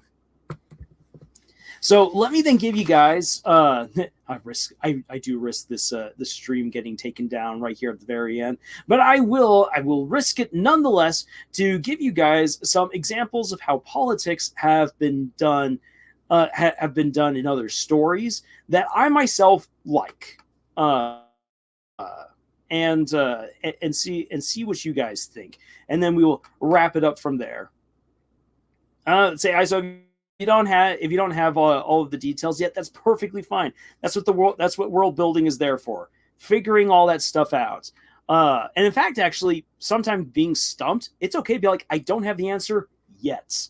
That's a good question. Let me go write down an answer in my notes, and then I'll let you know later on. This is why sharing your stories with other people can really be helpful, because others might have a question that you didn't realize would actually be really important for making your story work. This is why workshopping is so essential. So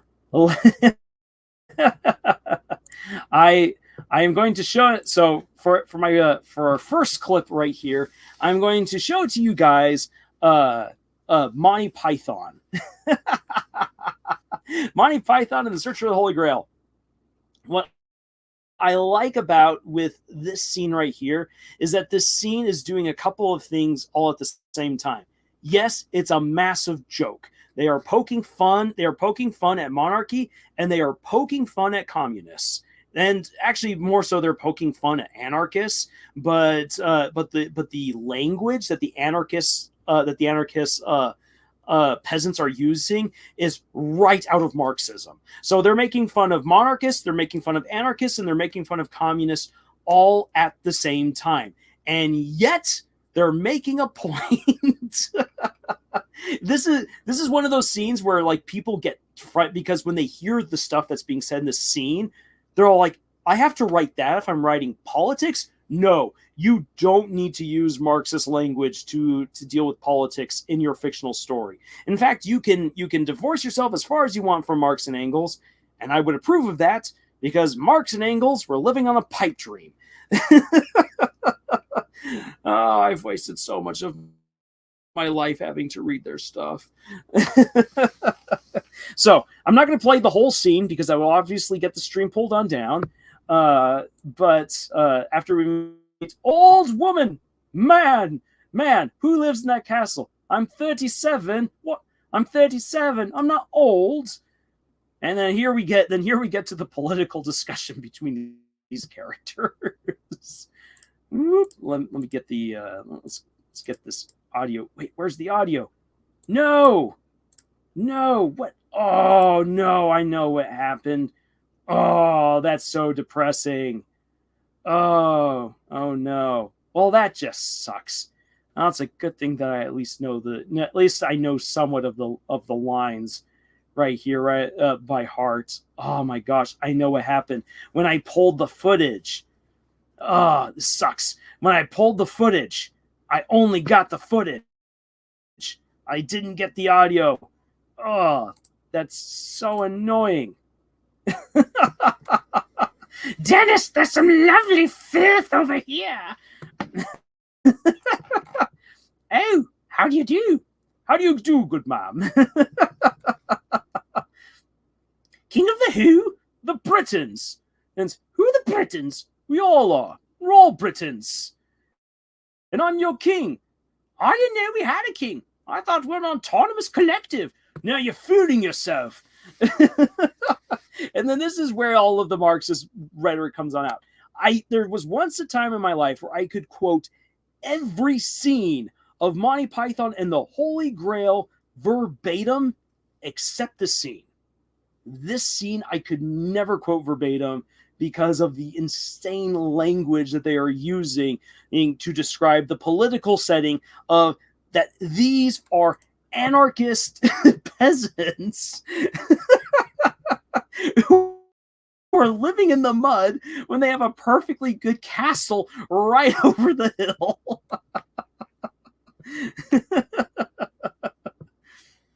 As soon as this movie watch or something, also hi again. Hey, great to have you here. Now that is medieval humor. No, we're just right now looking at how some different movies approach the use of politics. So in this right here, King Arthur is trying to figure out who the heck is the lord who lives in the castle. There is no lord who lives in this castle. These peasants are free, and yet they're not living in the castle. They're living in the mud because they are stupid. And yet at the same time, despite them being so stupid, they are throwing around high-minded Marxist ideals about the distribution of power. So politics in this case is all being, no one lives there. Politics is being used to create a hilarious joke about how dumb all of these people are and their different political ideologies. We're taking in terms to ratify the government by the people, blah, blah, blah, blah, blah. Marxist mumbo jumbo. Oh, who does he think he is? Oh, I'm your king. Well, I didn't vote for you. You don't vote for kings. How'd you become king then? The Lady of the Lake. Her white-clad arm held aloft Excalibur, signifying by divine providence that I, Arthur, was to carry Excalibur. That is why I am your king.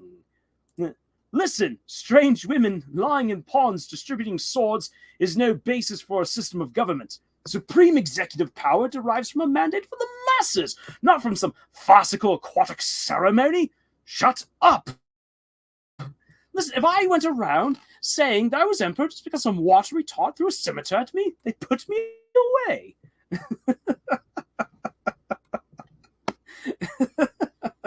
I don't know how much you guys are getting out of this, but I love this scene. All right, then. This one is also likely. Yeah, crap. This one also is just the footage, no audio. How did that happen? I need to figure out what went wrong with the acquisition of this footage. Okay, then. So moving on from Monty Python and making fun of royalty, divine mandate, and communism and anarchy. They just need some real liberty going around. They need some true democracy brought to them, and they'll be happy. So this scene right here from A New Hope is the best moment of politicking in the entirety of the Skywalker saga. And that even includes the sequel trilogy, which it shouldn't, because the sequel trilogy is awful. But across all of the Star Wars movies, this scene has the best politics to it. So Princess Leia has been captured. This is after the massive gunfight and the spaceship chase and space battle that we get at the opening of the movie, one of the most iconic scenes in cinema. So she's been caught, and she's getting now brought before Lord Vader. And so here she is. So here she is speaking to Lord Vader, saying that he has no authority to waylay her ship because she has been given a diplomatic mission by the Senate, and that she represents the planet of Alderaan. As a result of that because she is now a representative of the Senate, and is on a diplomatic mission for her planet, the Empire attacking her ship like they have. This would be this would be the equivalent of the police suddenly descending on your senator's or your governor's house and attacking and just beating everyone up, and then saying that it's because they got a tip that something was wrong. And they're like, how you just did all this destruction? And Roblox, you say the Senate was dissolved. The Senate is not yet dissolved. The Senate gets dissolved in the next scene where we get to see Darth Vader when he's with Grand Moff Tarkin. So when the other Imperials are talking about what are we going to do, because there's so much sympathy for the rebellion in the Senate, and then Grand Moff Tarkin comes in and says that the Senate has now been dissolved. So at the moment that this happens, and Vader's communications with the dude right next to him, where I posit looks either very blazed or very bored, they are going to discuss what to do about the Senate. Oh, good comment right here. Wow, that was something. But to be honest, in my opinion, I think politics should be used as a main plot tool, like the main character's huge obstacle. For example, in Ford versus Ferrari. In Ford versus Ferrari, the Ford's politics was the main reason why Carroll Shelby and Ken Miles weren't able to achieve the performance they wanted, and also the 3-car photo finish and screw Ken Miles. That is an excellent example. That is an excellent example of politics, because politicking doesn't always have to be government. It can be the internal affairs of a company, even like the Ford company, where the Ford company wished to make a statement. They not only wanted to They beat Ferrari. They had beaten Ferrari. They had made their statement, but because of jealousy and anger towards Shelby and Miles, the one dude who's working for Ford demands that Miles pulls on back so they can have the 3-car photo finish at the end, which, yes, screws him over. And he did that on purpose because he knew it would hurt the one driver, while at the same time making the company seem even bigger and better than they had already proven themselves to be. It was all about making a statement, and it was a political backstab within the company. That's a great example. So moving on right here, Vader's all like, I'm not buying your message here, princess. We have evidence to say that that plans were given from the rebels on over to the ship. I don't know what you're saying. Take her away. And now then, and this is where you actually get the real good conversation. So after that confrontation with Princess Leia, which is what most people remember, because it's the moment where Princess Leia really gets to shine, standing up to Lord Vader, sticking it to the man, and look at this great rebel. Then, as Vader and this officer are walking away, he then says, it's dangerous to keep her alive. When news of this attack gets out, it will cause even greater sympathy for the rebellion within the Senate. And so there we already learned. For anyone who's just watched this for the first time, we're like, oh, so there's a Senate. Like the opening crawl says that this is an empire. Well, this is a Senate. So like anyone who knows their history is going to be like, oh, so this is kind of like the Roman Republic, as the Roman Republic turns into an empire. So this is the last vestiges of old school democracy. The Senate still has some sort of power. If word gets out about what happened to the princess, sympathy could be in there for the Senate. Maybe this is how we'll be introduced to the heroes who will then be sent on this diplomatic mission to save the princess from the evil Lord Vader. Yeah, that's not going to happen. But that could have been some of the thinking that was idly passing through people's minds the first time that they saw this. Roblox, if this is a consular ship, then where's the ambassador? Cracks neck. Oh, such a great scene. We're on a diplomatic mission. If this is I cannot do James Earl Jones's voice any justice. If this is a consular ship, then where is the ambassador? Throws the body aside. I want you will tear apart the ship until you find those plans and bring me those prisoners. I want them alive. So continuing on, where he's like, okay, well, if there's a chance for there to be sympathy in the Senate for what's happened here, leave that to me. Vader has an in with the Senate through the Emperor, and so he says, we are going to instead lie to the Senate. Send out a distress signal, and then send out a distress signal so that way people know that there was a distress signal, something had happened to the ship. We will then scuttle the ship and then say that everyone who was on board died. We are going to fake the death of the princess, and thereby make it seem like even if there's something bad that happened here, the Senate will never get around to truly ascertaining the truth, and all evidence that anyone will find will point to the story that the Empire has in mind. To be honest, now that I look at it, Darth Vader looks like a burned toast with an oven grill on his mouth and fly eyes. True. When we stop to take a moment to look at the guy, there's certain things that don't seem in the still frame as particularly frightening, especially the bug eyes. It is the presence and the speech of Darth Vader that really conveys how much of a villain he is. And then he's like, then Darth Vader says here in the scene, I need to keep the princess. We need to fake the death so I can keep the princess because she's my only link to finding out where the rebels are. To which then, as you see right here, the guy says, she'll die before you tell her anything. Leave that to me. And then that's when he begins to instruct him on what to do about sending out the fake fake signal, the fake emergency signal, that they'll then scuttle the ship and then tell the rest of the galaxy that everyone on board died in a freak accident. And so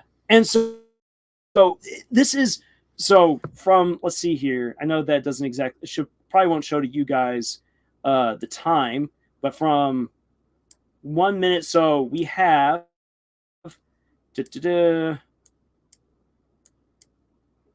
so you actually have less than 30 seconds of a very brisk conversation between Vader and this Imperial officer right next to him. And in that less than 30 seconds worth of dialogue, of this back and forth between the officer and Lord Vader, you actually understand that there is a Senate. There is sympathy for a rebellion within the Senate. They need to conceal what happened. They're dealing with a princess. They're going to abduct that princess, and they're going to fake her death in order to avoid an investigation. All of that is being said in fewer words in less than 30 seconds. And you already at this point come to understand a bit about the politicking of the Galactic Empire, which then, as Roblox pointed out earlier, the Senate is dissolved. So then when we come then onto the Death Star, and there's then talk about what they're going to do about the Rebel fleet and how there is sympathy for the rebellion within the Senate, that then is all swept away when Grand Moff Tarkin says that the Emperor has dissolved the Senate, and now the power of the galaxy is left within the hands of the individual governors, and that the power of the governors will now be backed up by the power of the battle station, of the Death Star. And so now democracy has been completely wiped out, and we now have a true totalitarianistic regime that will be enforced with power and terror. And that's brilliant. All of that is, so with those two conversations combined, that's about a minute's worth of information, and it tells you so much about what is happening. You do not need you don't need the prequel trilogy to help you understand any of that. That's all in the dialogue for A New Hope. And that is the best politicking that we get within the Star Wars franchise. Everything else is either too dumb to be believable, or George Lucas pumps the brakes and spends way too much time talking about it.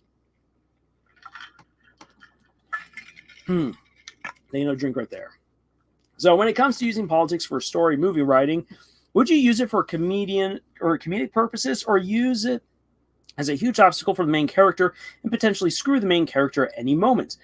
That comes down to whatever story you wish to tell. So let's see here. In my own stories, the most politicking that I have done across my stories,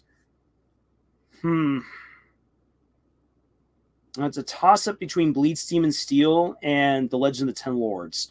In The Legend of the Ten Lords, the politics of The Legend of the Ten Lords is that you have alliances. And alliances effectively become the law of the land. That the people within your nation or within your kingdom are obligated, thanks to a treaty that you've made, to either contribute to another kingdom or to do stuff for a kingdom or nation in return for receiving assistance or supplies in various forms from this other nation. That is your alliance. That is your agreement. And within the Legend of the Ten Lords, there's a lot of alliances that are forged and broken along the way. Though, I'll be honest, a lot of the politics within the Legend of the Ten Lords is very surface level. And so the politicking that happens between those characters isn't very intense. But in my book, Bleed, Steam, and Steel, the politics that I use are there to actually help generate the drama and even actually the salvation for one of the characters. So I'm going to spoil one of my own books a little bit. Because I really do like this. I really did enjoy writing this scene. So in Bleed, Steam, and Steel, one of my main characters is Asuka, a female samurai who is trying to save her family from dishonor and destitution. They've lost so much money thanks to an agreement that her father made with the emperor to take care of her mother, her father's wife, because she's dying of this very rare, very horrible disease. And he wanted her to get the best treatment possible. Best treatment is at the emperor's palace. However, that requires a lot of money. So he basically used up their lands and used up a lot of their capital. And they're about to go broke. So Asuka and her brother decide that they need to get cash quick. So she begins gambling in high-stake duels to get the money that she needs. High-stake duels are indeed high stakes. With each duel that she does, the more and more is up for grabs until basically she gets to the point where her inheritance, her lands, and her honor are all on the line in one massive fight. It's a great fight. It's a fun fight, but the fight ends in a forced draw because she is poisoned. Drugged is the better word for it. She's drugged before the fight began. So that way she would collapse during the fight and give the other guy the victory, because the other guy knows he can't beat Asuka in a fair fight. She's just too good of a soldier. She's too good of a warrior. But before the drug completely kicked in, she was going for a knockout blow, and in the guy's attempt to prevent the knockout blow, he actually gets crippled. Rather than just getting knocked out, he gets crippled. And so the family, his family pays off people to make it seem through their false testimony that Asuka is the one at fault, that she had actually been trying to kill their son, and that it was just pure miracle that this didn't actually play out the way that the way that Asuka had planned it to, and that now we are going to have a family feud. Asuka's family and lands versus our lands. There's about to be a small little civil war within the kingdom. And so to prevent that, the emperor has demanded that Asuka comes to the imperial palace and makes an accounting for her crimes, quote unquote.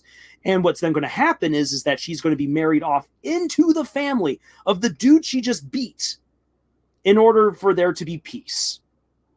We're going to have peace through a political marriage. Yay! Of course, Asuka does not want to marry anyone from this scumbag family, but they have too much clout with the emperor. It will happen. They're going to force it to happen so that way they can claim her lands, and most specifically, so that way they can claim her paladin, which is a very powerful mech suit that she inherited from her mother. So what Asuka then does in order to beat in order to beat this family at their own game. When she goes to the Imperial Palace, she's there with her mother and younger sister, who have spent now a few years within the palace and have made all different kinds of connections and alliances of their own. And what her mother has managed to do, despite being weak and sick, is that she has earned the support of other very powerful members of the court, of generals and famous warriors who do not like the emperor. And that what they will do is that they will throw their support behind Asuka. And what Asuka is going to have to do is, in order to get out of this marriage, is she is going to have to admit that what she did was wrong. She's going to have to buy into the false narrative and then plead to be exiled on what is called the King's Call. Another nation has asked for soldiers from all over the world to come for a great military campaign. It is an almost sacred rite that unites the world, the King's Call. But no one from the nation of Endo has accepted it, because no one actually believes that the Westerners on the other side of the planet actually have a war worth fighting for. So no one has accepted the King's Call. So what Asuka does is, at the Imperial Court, where she's going to be judged and condemned and forced into this political marriage, she's like, yes, I have sinned, I have done the wrong, I have done all these bad things, Emperor, and I ask that you punish me by letting me accept the King's Call. Oh, if you can please just give me this one honor and let me be the first to claim the call. And she then name drops another guy's name and says, I want to beat him to go to the West. The name that she drops is the Emperor's lover. And she drops that in court. So she's exposed that the Emperor's been having an extramarital affair right in front of his queen. And suddenly all these people are like, oh. She's like, yeah, I want to beat Akigoro to taking on the King's Call. And they're like, Akigoro? And there's already been whisperings in the court that the Emperor was having an affair with someone. They just didn't know whom. Well, the Emperor overreacts to hearing that his lover might be going to take the King's Call, even though that's false. He overreacts, and instantly his enemies in the court pick up on it, and the Queen as well. And so now the king is caught. He is not like even though Asuka is going to be derided for what she did, she decides, as they call it, to do the wolf's last bite. She will allow the wolf to bite her in order to get the killing blow on the wolf. So she will take the dishonor, or she will accept the lie that the opposing family has put forward, but in turn shame the Emperor to his face. And the only way for him to get out of it is to allow her to accept the King's Call, and that way she can then escape Endo and escape the arranged forced marriage, and thereby save her family from being subjected to the other clan. And that way then she can escape and she can try to find whatever honor and glory she can outside of Endo. It means that she loses the connection to her family, or she's not able to return to see her family again.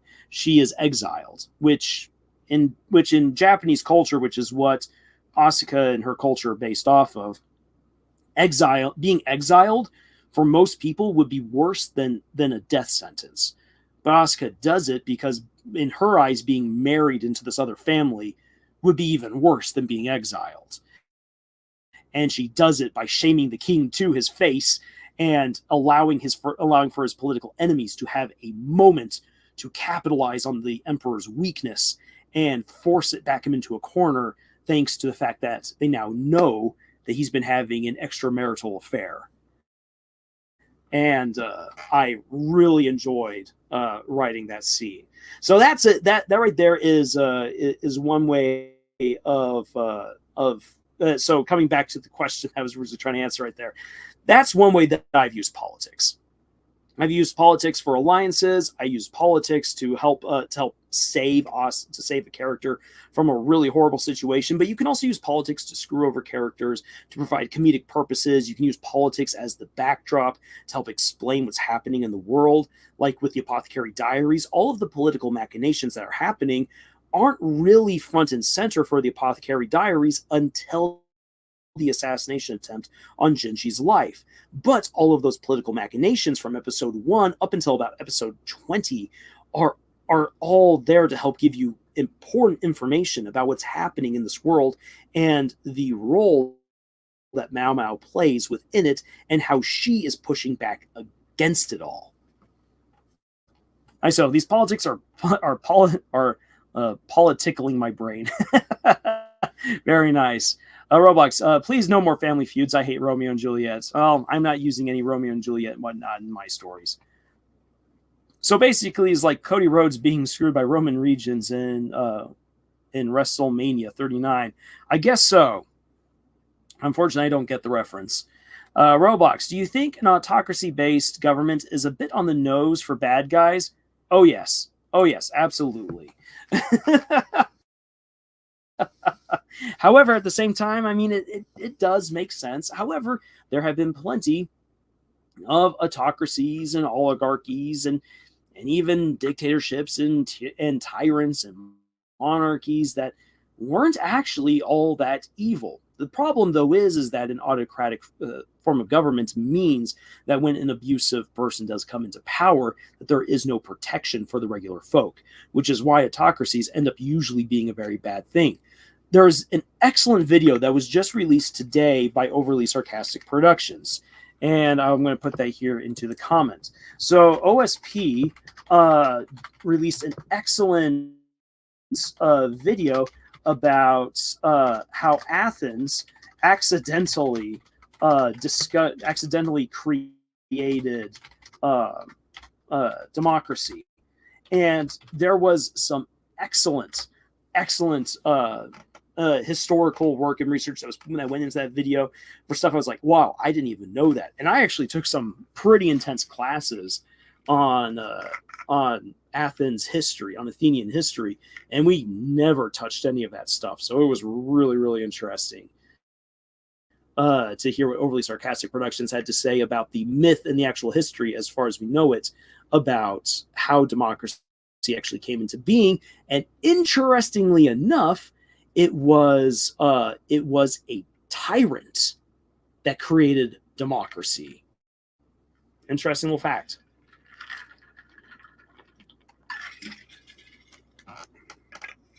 There, Warlock says they are more monarchy than dictator. And so here's George Washington. So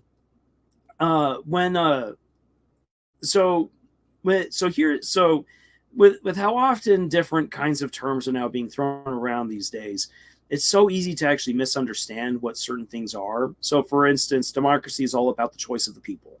A monarchy is about a royal lineage that controls the government and the nation.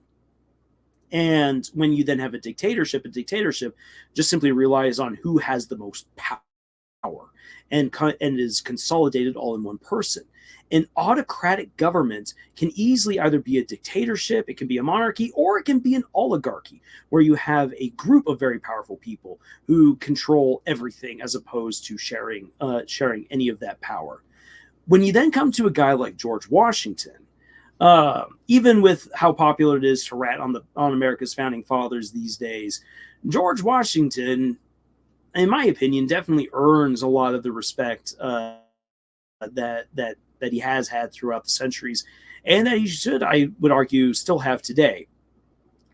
Because while what we would deem an aristocrat from the Virginian countryside, because he was of much greater standing, he was of very well economic to-do-ness, and he also had a very strong political career within early American history. George Washington, when actually called to help serve the American public, that's what he did. He served as president. Now that under George Washington, the presidency was seen as Your Excellency, not Your Majesty or Your Highness, but Your Excellency, because the president, in the mind of George Washington, was still supposed to be effectively the most powerful person within that branch of government, being the executive branch, executive, legislative, and judicial, and he took that role very seriously. But how at the same time, the legislative branch is the branch that's actually meant to govern the nation. Over time, because of how the American government has given way more powers and elaborated on more powers given to the American president, thanks to the argument of the undefined executive powers that the executive branch holds. Over time, the American legislative branch has not been running the nation the way that it should. Yeah, American politics, crazy move. Which is why we try to avoid real world politics. However, there is, I can't remember the name of the series. As far as George Washington goes, there's an interesting series that is absolutely historical fiction because George Washington couldn't have any kids, about a dynasty of Washingtons and Adams, all the way up to the modern age. So what if America actually had become a monarchy, and George Washington was its first king, and the story then follows his royal descendants in a kind of pseudo Princess Diana way. I've never read the series. Scott says it's really good, and I've definitely seen the covers around. It looks like the same covers for Something Borrowed, which kind of put me off a little bit to it, but that's another story. All right, man, we've gone on for nearly 2.5 hours, and my voice is definitely feeling it.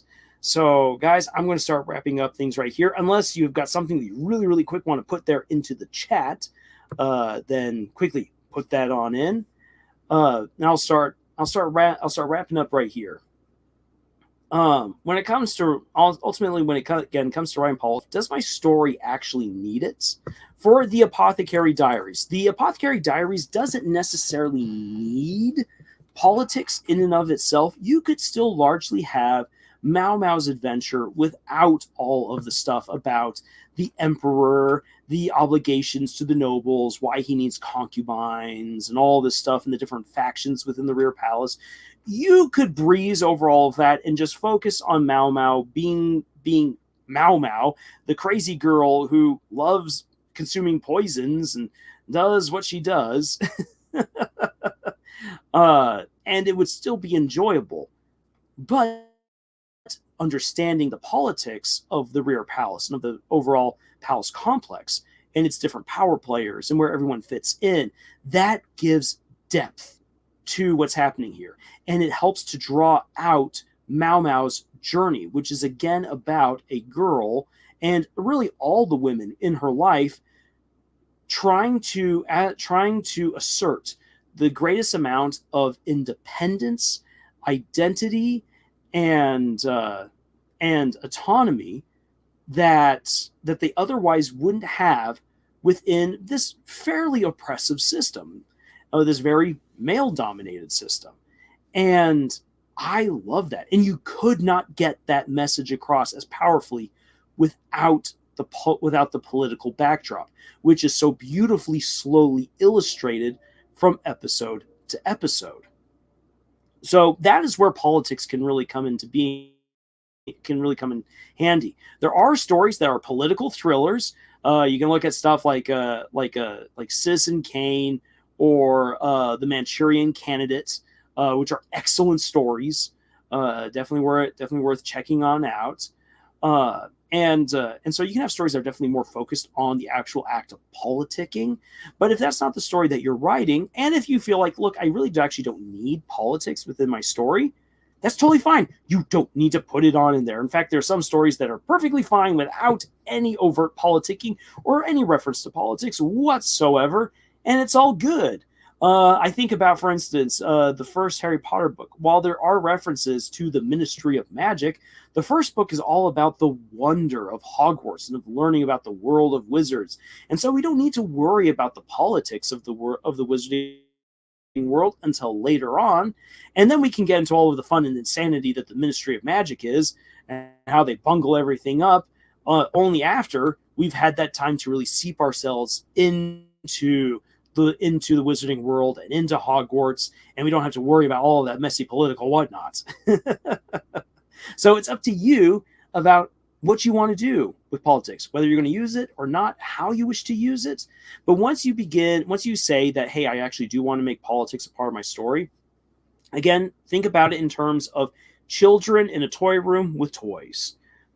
The different kids are your different characters and the different factions. The toys are what they want.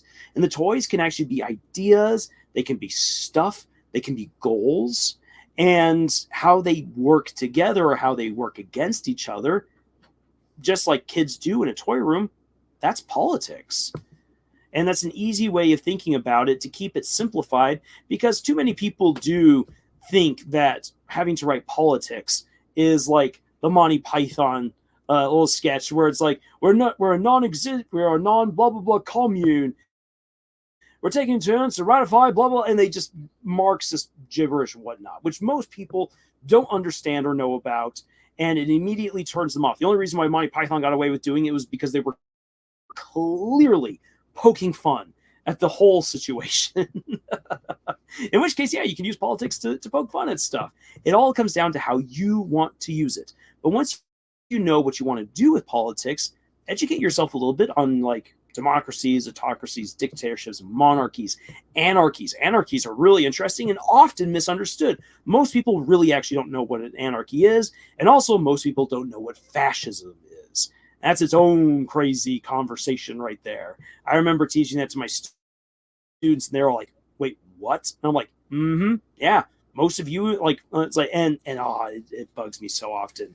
But again, we're not going to get into real world politics right here, but do your research and learn a little bit about what these different terms actually mean, the processes, the states of being that these different political systems are, and it will help you to better write out what it is that you want to do. To Roblox, Roblox says, to be fair, the only politics are in my story are the roles in which the characters occupy. Fantastic. And you really don't need any more than that. And sometimes the politics are the politics of school campuses, like where you got the cool kids who are trying to get rid of all the other kids who are trying to be cool. I mean, that's a form of politicking. It's very lowbrow. It is what it is. You got the politics of companies, as was brought up earlier with Ford versus Ferrari, which was an excellent example. Politics does take on many, many different forms. It's just a matter of what you wish to do with your story. And then you go on from there. All right. I can feel my voice going. Again, 2.5 hours. Holy dang. Well, thank you everyone for coming here. I hope that you enjoyed this very long-winded, pedantic discussion. Hooey, J.C. Jensen, politics of the future. Oh.